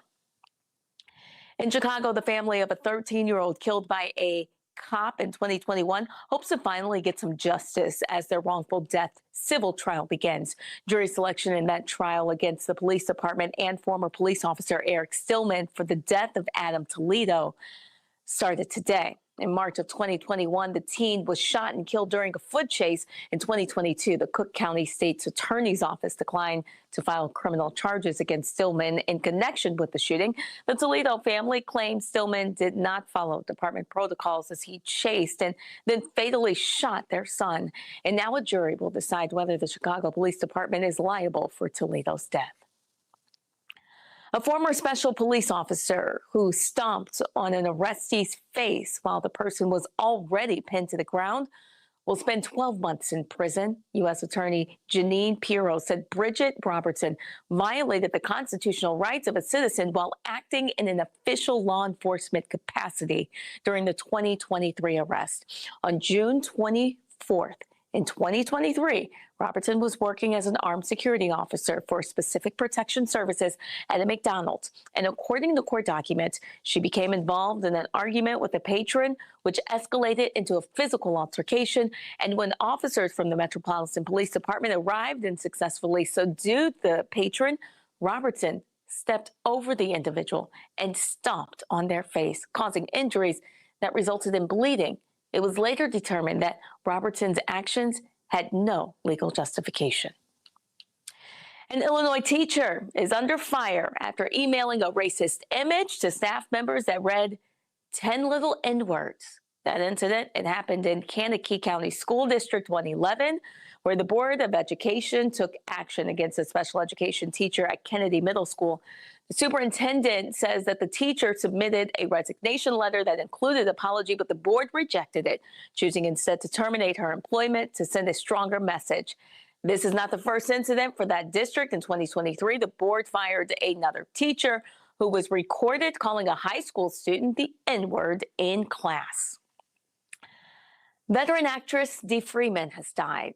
She passed away Thursday after a battle with cancer. And according to her publicist, over a career spanning more than 3 decades, she appeared in dozens of roles on screen, including The Young and the Restless. And most recently, she was featured in seasons 9 and 10 of Tyler Perry's Sisters, where she played Valerie Barnes, the mother of Andy, portrayed by KJ Smith.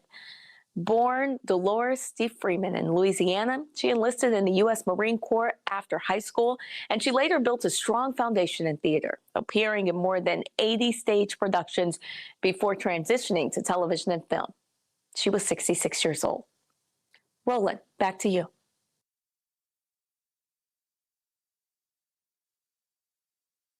Appreciate that, Brittany. Be sure to watch out the breakdown of Brittany Noble every day, noon Eastern, on the Black Star Network. Again, noon Eastern every single day. The breakdown with Brittany Noble right here on the Black Star Network. All right, y'all. You know, it's always interesting to me when people, they don't really think through what they have to say. California Senator Adam Schiff, he posted a video on his Threads account talking about the movie industry. There was a congressional hearing last week on the movie industry and the billions of dollars being lost in this country as a result. Stuff going overseas. We've seen thousands of jobs lost in Georgia, thousands of jobs lost, California. We're talking about, a lot of people out of work. Actors and others who are directors and crew members are talking about, being evicted from their homes, all sorts of stuff. So he posted this, and that was this woman. She's the executive director of Missouri Equity Education Partnership. Her name is Heather Fleming. So Heather decided to post this on Thread, y'all. Y'all, this is what we mean when we say the Democratic Party is complicit. With all waves hand vaguely at the U.S. This, you choose to focus on fucking cost to shoot a movie? We have to save ourselves. We can't depend on this party to do it. Well, y'all, it didn't go so well for Heather. Man, folks started eating her ass alive. She then posted, y'all are straight cooking me in these comments. I haven't been on here since this morning, so I didn't know until a friend called to check on me, LMAO. First, it's crazy that so many of the people I respect are here saying, nah, sis. Second, I'm an organizer in Missouri. My organization, Missouri Equity Education Partnership, is working hard to fight for basic rights, equitable school funding, diverse curriculum, access, and quality schools. Finally, thank you to those who took time to explain. And folk were just sitting here laying her out, y'all, with the comments. And you had folk like Ava DuVernay, Jamel Hill, and others educating her by saying, do you have any idea what you're talking about? And she then said something along the lines of, this is what Ava DuVernay said. Respectfully, I understand this may sound like cost to shoot a movie, But without stumping for Schiff in any way, because hell no, please hear me out. When production leaves Cali, it's like when auto plants left Detroit or steel left Pittsburgh. Tens of thousands are out of work here. I get the anger with the Dems deeply, but flattening a whole workforce is tough. Grips, electricians, hairdressers, drivers, caterers, carpenters, real folks with mortgages and kids in school, it's what's at stake. She goes, thank you. I was viewing this topic from my perspective here in Missouri, where movies, though important from an artistic perspective, are far down the list. I appreciate your perspective. Also, I'm a huge fan. I hate that your first exposure to me is this. I much prefer to be known for my advocacy. But see, this is the problem.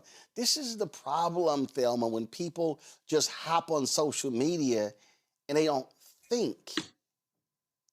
They don't pay any attention. Okay, you're in Missouri. And you're just thinking, oh, like, why are they on Capitol Hill talking about a movie? I keep trying to explain to people, y'all have to learn to connect the dots. When we talk about a movie, you just don't watch a movie. Mm-mm. When I was in high school, I went to the Jack Hayes High School Magnet School of Communications. Mary Waits, who was our television instructor, when we would watch a movie, and we would watch this movie for production reasons, so when the movie was over, folks just started getting up. She's like, She said, keep it in the seats. She said, the movie doesn't end until you get to the end of the credits. She said, because all of these names, that's how the movie got made. And that has stuck with me. I mean, so you're talking about, this is like 85, 86. It stuck with me in that when I watch a movie, even like, I hate when Netflix, after like 10 seconds, wants to jump. No. When I'm in the movie theater, I'll watch the movie till all the credits roll because that's how a movie is made. And whether we talk about movies, music, we talk about art, you can say the ballet means nothing, the opera means nothing, means no. Understand, that venue, there are jobs in that venue. It's not just a person standing on that particular stage. And so this sister got schooled. And I'm sure, no, she's like, oh, damn. She's like, damn, I made Roland Martin show and not even on my subject, what I'm talking about. Yes, because I need people, before they pop off, to understand what they're saying and to realize that while you might think it's not important to you, that there are industries in this country that people don't know anything about. Like, I love golf. I play golf. They don't understand. That's a multi-billion-dollar industry in the United States. And there are gardeners. There are people who cut the grass. There are greenskeepers. It's multiple jobs. I just wish people, before they pop off on social media, would really take the time to go, let me Google something first. Thelma, go ahead. No, I agree with you 100%. It is so easy for people to just pop off without actually picking up their phone. You can even talk to your phone at this point and say, hey, what's this? Tell me about this.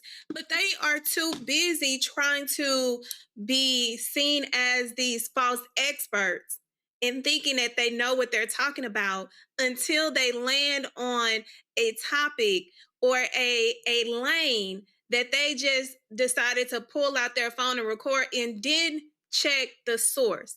One of the main things that we talk about in my circle, whenever we have something that come up like, hey, did you check your source? Because if you can't tell me what your source is, then you can't expect me to report on something that does not have a legitimate source. So it is no excuse in the times that we are in now that you are not checking before you post. You have a responsibility when you have a following, you have a platform, or you present yourself as a person that knows and people are relying on you to provide them with information.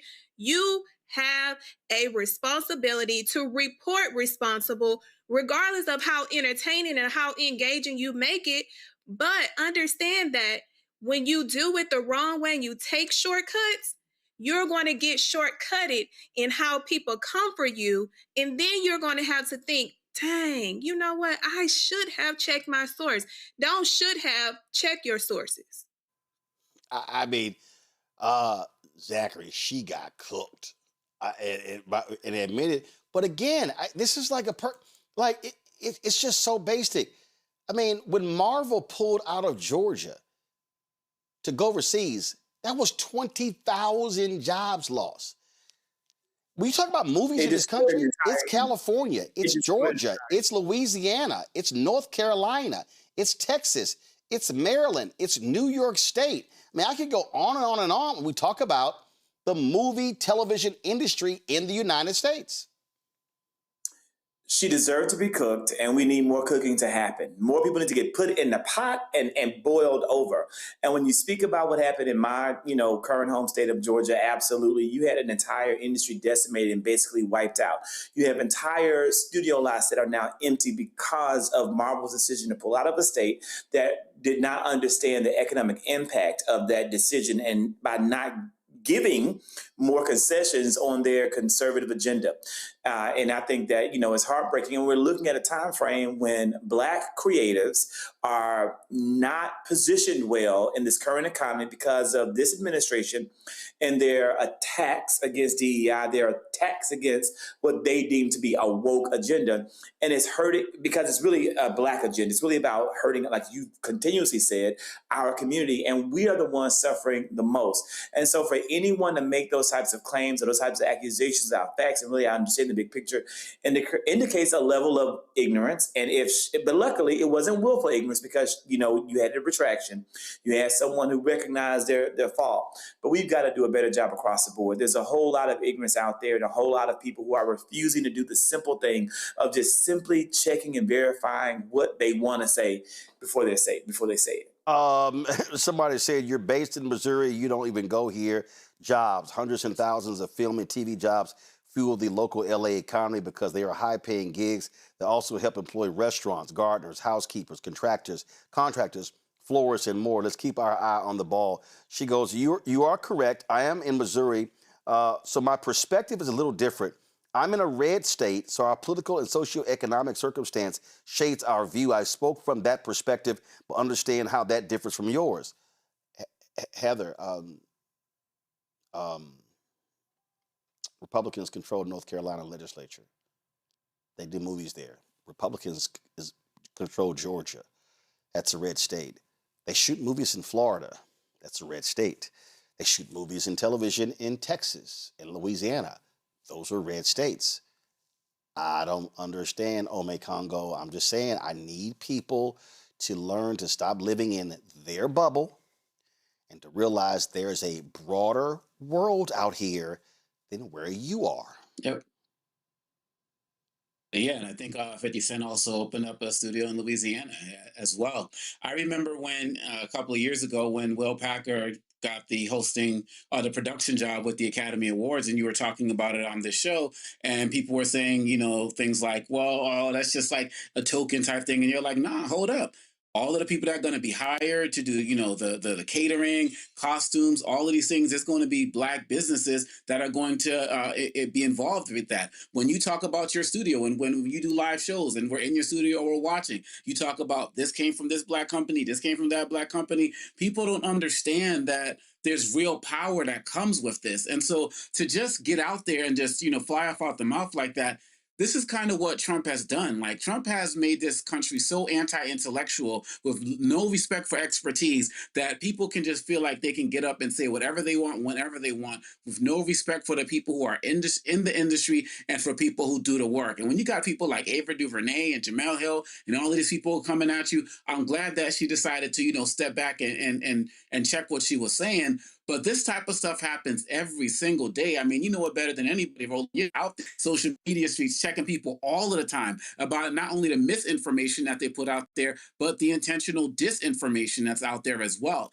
And so, as a professor, I tell my students, when you come to university, you decide to sign up in a space where facts matter. But damn it, that's supposed to be across the board everywhere we go. And with social media, I heard this once on Joe Madison, a caller once called in and said, nowadays, things don't have to be so, it just has to be said, right? You just put anything out there and people just run with it. So we need real spaces like this, real people like the Avas and the Jamels of the world to call out people with respect, call them out respectfully, but still call them out because there's too much ignorance making its way to the forefront and it's extremely problematic.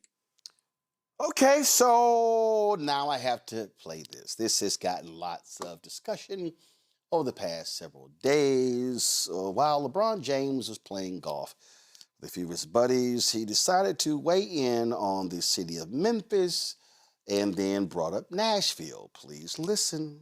At the fucking Hyatt at 41 years old. You think I want to do that shit? Being in Memphis on a fucking random ass Thursday. I'm not like the first guy to even talk about it in the NBA. Like, we all like, you guys have to move. Just go over to Nashville. You got Vanderbilt over there. You got the fucking NASCAR. You got a stadium. Don't they got a hockey team too? Yeah, Predators. Yeah. Like, they got everything. Doesn't look like LeBron's going to be on the Grizzlies anytime soon, so Grizzly fans out there. Yeah, they know. Their only chance was in 2003 if they would have won the lottery to get me there. And I might have pulled a Eli Manning. All right, so I'm going to play this again, but because I want you to listen to the beginning of what LeBron said. Listen very closely. Audio, turn it up, please. At the fucking Hyatt at 41 years old. You think I want to do that shit? Yeah. Okay. I'm not staying at the fucking Hyatt at 41 years old. Do you think I want to do that shit? This caused a firestorm. Then LeBron, he was asked about it, and he had something to say, and then this is what he said. How people have taken those comments. People have been upset about the fact that Memphis was looked at as a team that, robbed black people in Memphis, right, compared to like Nashville, for example. So people Did I say I don't like black people? No, you didn't say that. But there were people who were wondering why Memphis was targeted. Like Milwaukee was too. You didn't miss that one too? They didn't see that? Not as much commentary on it. I said Milwaukee as well. Yeah. 41 years old. There's two cities I do not like playing in right now. That's Milwaukee and that's Memphis. What is your problem? I don't like going home either. Shit, and I'm from there. What is people are ridiculous. They also get mad at my son being on the team too. So what are we talking about? Okay. People need to figure out other ways to put their energy to other things that's important. Like, seriously, I'm not talking about the city, like the people in Memphis. Like, I don't like staying at the Hyatt Central. What's wrong with that? What's wrong with that? Nothing. What are we talking about? What are we talking about? We need to shut the hell out. Okay. So let me explain something that many of you may be totally unaware. I remember a few years ago, Herb Williams, who long time played for the New York Knicks. Herb, good friend of Spud Webb. We often play golf together. And Herb was talking about this, and I think Charles Oakley even had this in his book. They talked about going to a hotel. And Patrick Ewing was the captain. Herb was one of the veterans. And Patrick Ewing was like, nah, we ain't staying here. And so he told the players, don't even take your bags off. They got back on the bus, and he made the Knicks drive to another hotel that had better accommodations. that was through the vein of veteran leadership, speaking up for the team.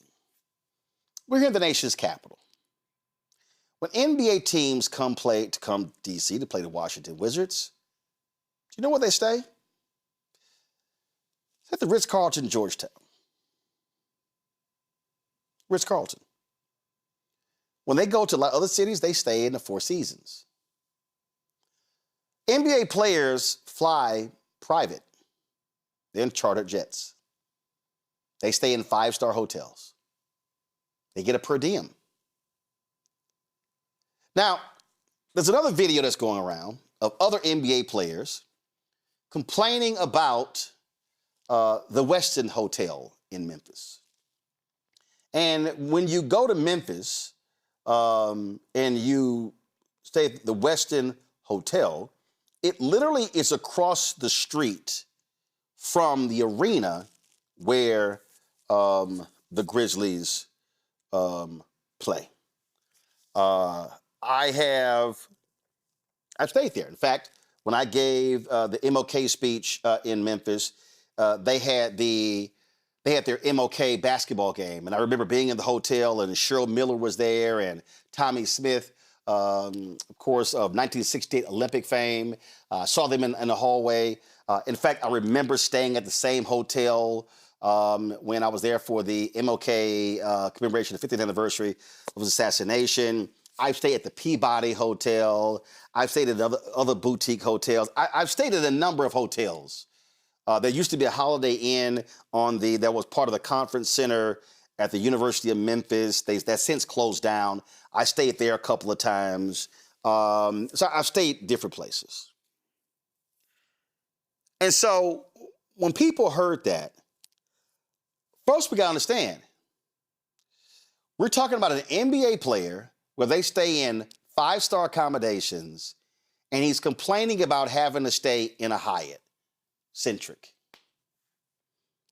It's a lot of people, LeBron, who go to Memphis on business trips, who stay in Hyatt Centrics, who stay in the Westin. In fact, I like the Westin because the Westin came out with the Heavenly Bed. I remember we had a journalism it was a mentoring program, and it was this is when the Heavenly Bed first came out, and it was a Friday night. We were all going to go out because our session was the next morning.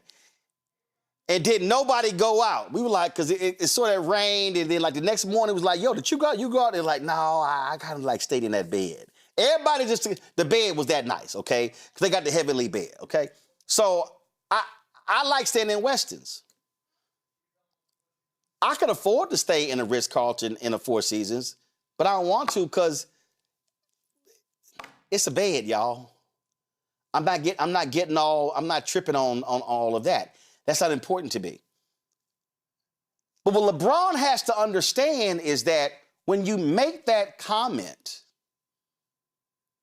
what you imply and what someone infers can be two totally different things. And so when we start talking about cities, and he said, well, I don't like going to Milwaukee. I don't like going to... Well, guess what? We don't give a shit, LeBron. Because nobody's going to the game. If you are a Milwaukee fan or a Cavaliers fan or a Grizzlies fan, we really don't give a shit what hotel you prefer to sleep in. Because the fans there ain't going to watch you play. They're actually going to the game to watch their team beat your team. But this is a perfect example there where an NBA player needs to be a bit more humble when it comes to when they say things, because who are the folks who are buying tickets? Who are the people buying merchandise? Who are the folk, LeBron, buying your shoes? How many people who buy your Nike shoes, how many of them get to go, well, I would rather have a Four Seasons or the Ritz-Carlton and not a fucking Hyatt Centric?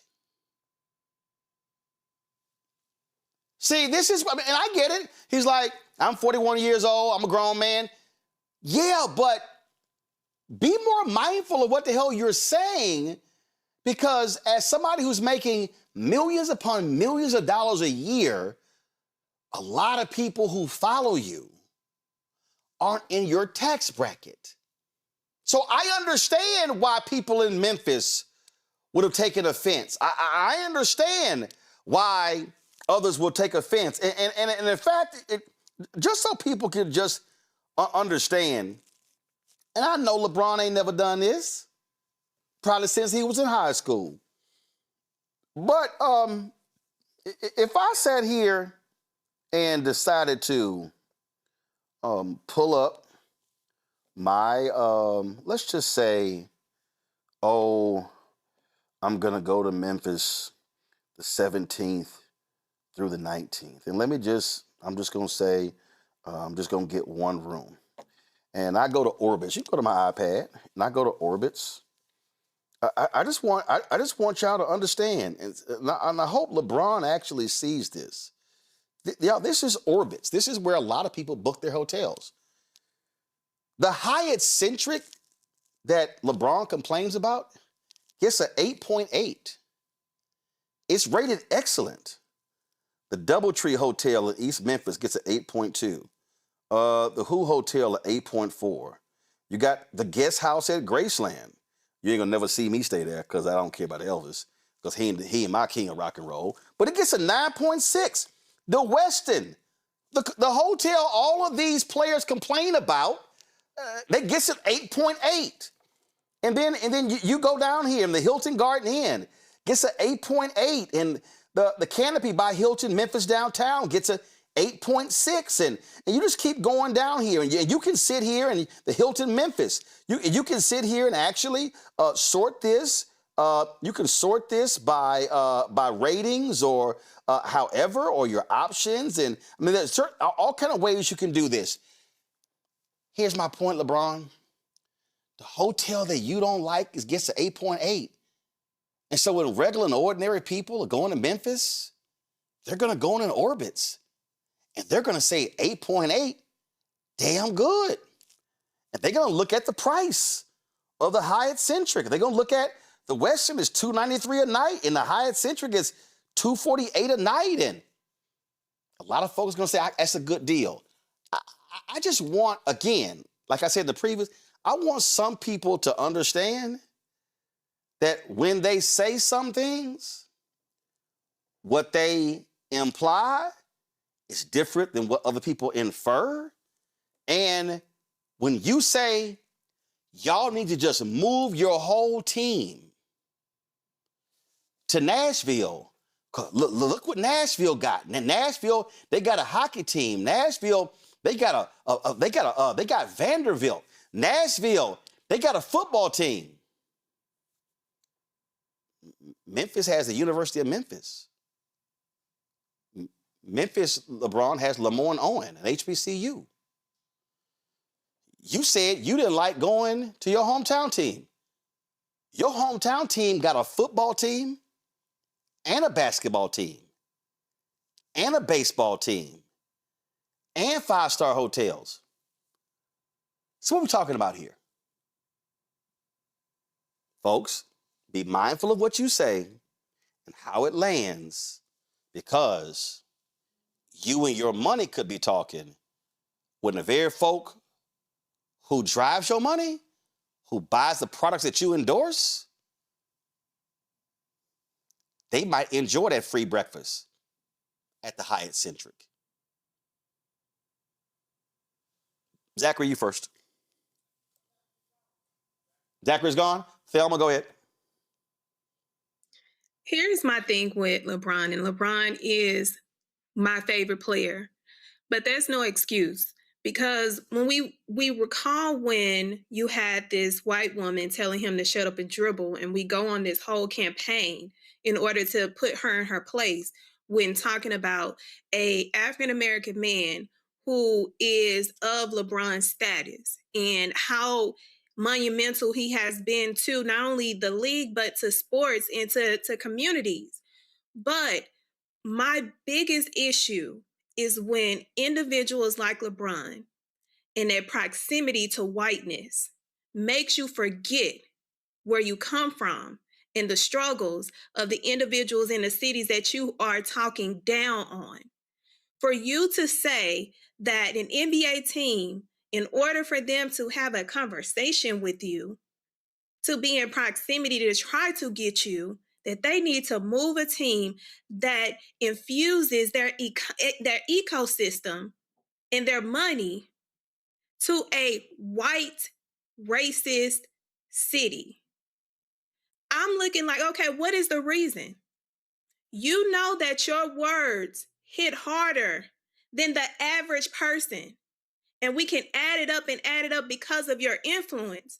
So you thought it was okay to get on a golf course while you're talking to white men about a predominant Black city and talk down on it because you felt comfortable into your proximity with the whiteness in order to, for them, they made you feel comfortable in disrespecting a minority city. I don't appreciate that. And you should have known better. You have media training. You know how to answer fucking questions. But you thought that that was okay. But don't be surprised when people say, oh, why you want to be in Tennessee? Is it because of the proximity to a lot of bunnies? You don't want to talk about that. So I need you to mind your race and protect the spaces of our race, regardless of who you are around. And listen, on my Congo, I got people in the chat saying, oh, I don't care about this is useless. First of all, here's the deal. I just pulled it up. They only went to Memphis one time this year. They played the Grizzlies 3 times. 2 of the games in LA, come on, go to my iPad. 2 of the games in LA, 1 in Memphis. I'm like, really? But here's the thing I need people to understand. I need people to really understand what I'm saying here. Move a team, leave Memphis, go to Nashville. So then what? Memphis has no professional sports? All right. Here's the deal. LeBron, I need people to also, LeBron wants to own an NBA franchise one day. Mm-hmm. I want y'all, all y'all people commenting in the social media, I might want y'all to listen to what I'm saying. LeBron wants to own an NBA franchise one day. Do you know the NBA franchises that he likely will be able to afford? Will be small market teams. See? Let me say it again. LeBron wants to own an NBA franchise one day.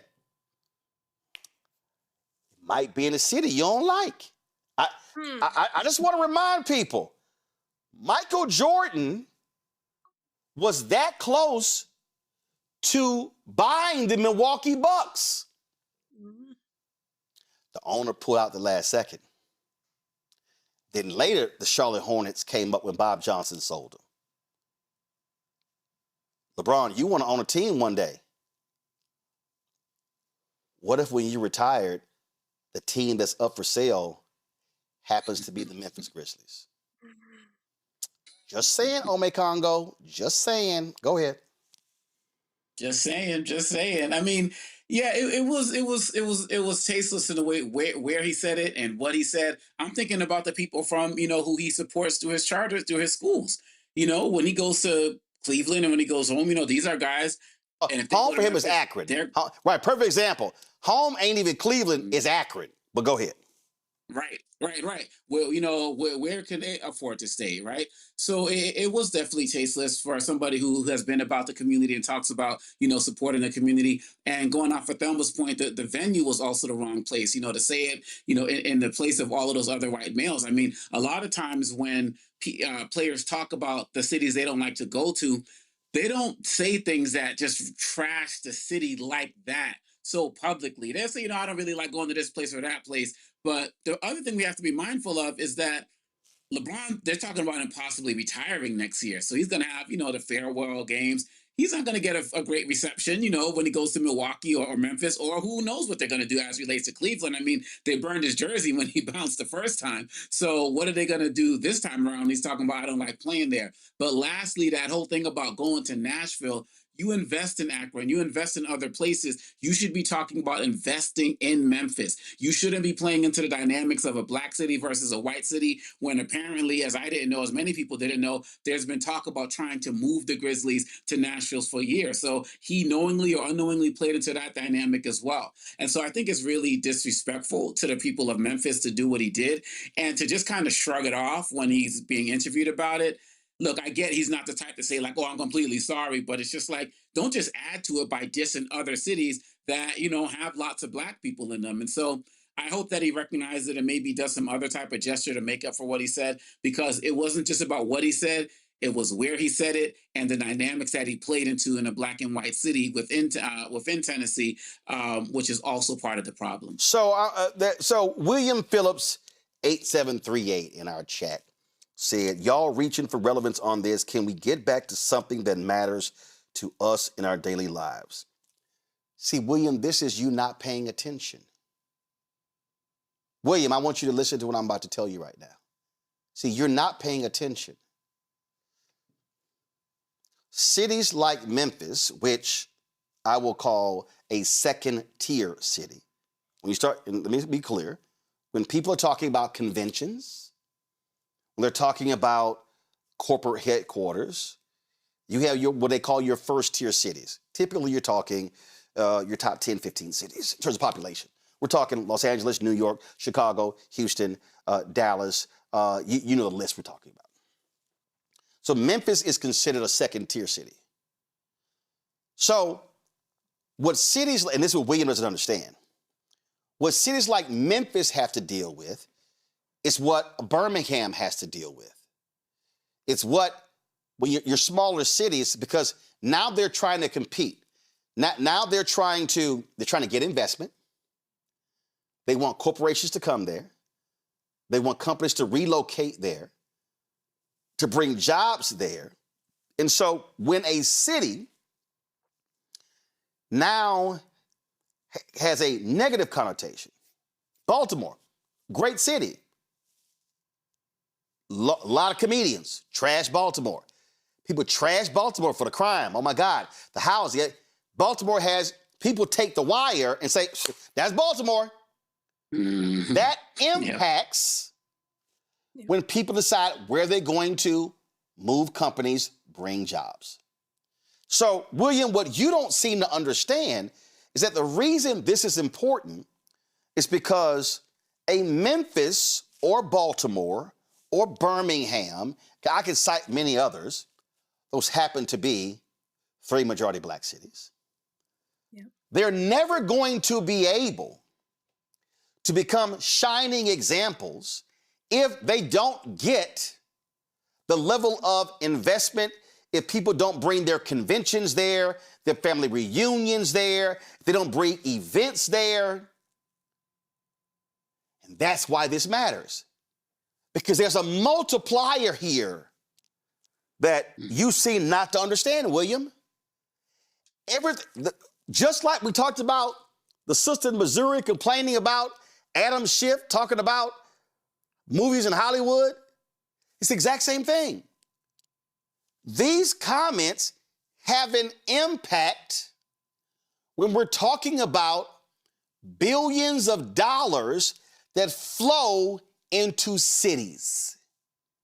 That's right. And city leaders. That means listen, Baltimore, my girl Shalonda Stokes is over the downtown organization there in Baltimore. Her entire job is to travel America to sell Baltimore. All of the events that they put on in Baltimore, it's about improving and restoring the image of Baltimore. Because what Baltimore is doing, Baltimore is literally fighting the negative connotation of being a city that's not worthy for people to go to. So when the CIAA tournament left Charlotte and went to Baltimore, that was considered a huge win for Baltimore. And so if you're watching this show right now and you think this conversation about what LeBron said about Memphis has no impact on our lives, that means you really do not understand how commerce works in America. How statements like that impact what happens in these places. This, again, y'all, see, again, folk don't get it. When you start talking about, and again, I covered city government. I covered this. This is a photo here. This is a photo when we were in Houston at Afrotech. This is the mayor of Baltimore, Brandon Scott, with his leaders, the sister there, Shalonda Stokes. They rented out a black venue near downtown, and the whole day they were touting Baltimore for tech companies. So, William, you don't know what you're talking about. Because statements like that do have an impact, because look at the amount of coverage LeBron's statements have gotten. And you know what Nashville is doing? Nashville is saying, run it back, run it back. Yep. LeBron is saying, bring the NBA team to us. And this is the same Nashville that's been trying to get Jerry Reinsdorf to move his Chicago White Sox baseball team to Nashville. Because it's about economics. So if all of y'all who's sitting here saying this has no impact on our lives, you're wrong. You're wrong, because that tells me you do not understand how commerce works in America. So I chose to have a different take on this than some of the other conversations that we're seeing, because when you bring companies, y'all, I covered city council in Fort Worth. I covered county government in Austin. And I can tell you for a fact that when companies come and sports teams come, or when you have all sort of stuff, you know what also comes? Rebuilding of roads, rebuilding of infrastructure. That is investment in cities. Those cities go to the state government. Invest in us so we can get this here. We bring these businesses. It's going to grow the tax base of Baltimore, which will grow the tax base of Maryland. It will bring this to Memphis. It's going to grow the tax base of Memphis, which will grow the tax base of Tennessee. They go to the members of Congress to say also, can y'all also help us with federal investment as well to be able to attract these businesses? That's the piece that a lot of people are missing. And so when people saw this as an attack on black people, what we're really saying is you are attacking. He didn't complain just about the hotel. He literally said, move the team from Memphis to Nashville. Yep. Memphis is a predominantly black city. Nashville isn't. He mentioned Nashville has Vanderbilt, didn't mention Fisk. But Memphis has University of Memphis and Lamont Owen, also HBCU. I'm just saying, y'all need to understand that this ain't just about the quality of a hotel. It's also about black economics. Mm-hmm. Zachary had to go. Omekongo, thanks a bunch. Thelma, thanks a bunch. I appreciate y'all being on today's panel. Thank you so very much. See, y'all, this is why this show matters. Because, see, the other people out there who are talking, they ain't making that connection. That's why we do what we do, so you can understand how the dots are connected. That's why we also want you to support this show, support the other shows on the Black Star Network. Please, if you're watching the show, you have not contributed, please do so.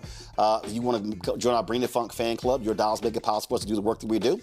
You can give via Cash App, use a Stripe QR code. You see it right here. That's also for credit cards. Checks and money order, make it payable to Roland Martin Unfiltered, P.O. Box 57196, Washington, D.C. 2003 7-0196. PayPal's R. Martin Unfiltered, Venmo RM Unfiltered, Zelle. Roland at RolandSMartin.com, Roland at RolandMartinUnfiltered.com. Download the Black Star Network app, Apple phone, Android phone, Apple TV, Android TV, Roku, Amazon Fire TV, Samsung Smart TV. If you want to get our Roland Martin Unfiltered swag, please go to shopblackstarnetwork.com. Hats, t-shirts, mugs, all that good stuff. Get your merchandise. Also, support these black-owned products. You see all the products in our studio right here? These are all black-owned products, y'all. Black-owned companies. You can go to shopblackstarnetwork.com to check all of these out. And please, you can see all of that. Again, I mean, all sorts of products, and please support them as well. Folks, don't forget, watch The Breakdown with Brittany Noble every day, noon Eastern, right here on the Black Star Network. And Thursday and Friday, we're going to be on the road, y'all. Let's show the Thursday graphic. Thursday, we're going to be on the campus of Virginia State. We're coming to Petersburg, Virginia, for a great conversation. We're taking Roland Martin Unfiltered on the road. Do y'all have the graphic? Do you have the graphic? Please show the graphic. I'm going to ask again, can you please show the graphic? Y'all should have had the graphic already. You should have had it brought over. I don't know why we're sitting here late with the graphic. So again, we're going to be in Petersburg, Virginia on Thursday, broadcasting from the campus of Virginia State. We've got a fantastic lineup of folks who are going to be there. We're going to be talking about what's happening in Virginia, redistricting, all those good things that are happening. Of course, the election is taking place April 21st. But right now, the early voting is happening right now. So on Thursday, we're going to be at Virginia State University. Friday, we're going to be at Norfolk State. If y'all ain't got it, I already got it. Come on, go to my iPad. Thank you very much. Friday, Norfolk State University. We're going to be there on Friday. And so doors open at 5 p.m. I want to see y'all there. Petersburg, Norfolk, y'all come on out and turn out. Folks, that's it. I'm going to see y'all tomorrow right here on, let's see, hold on. Tomorrow is, so we got a couple of things coming up.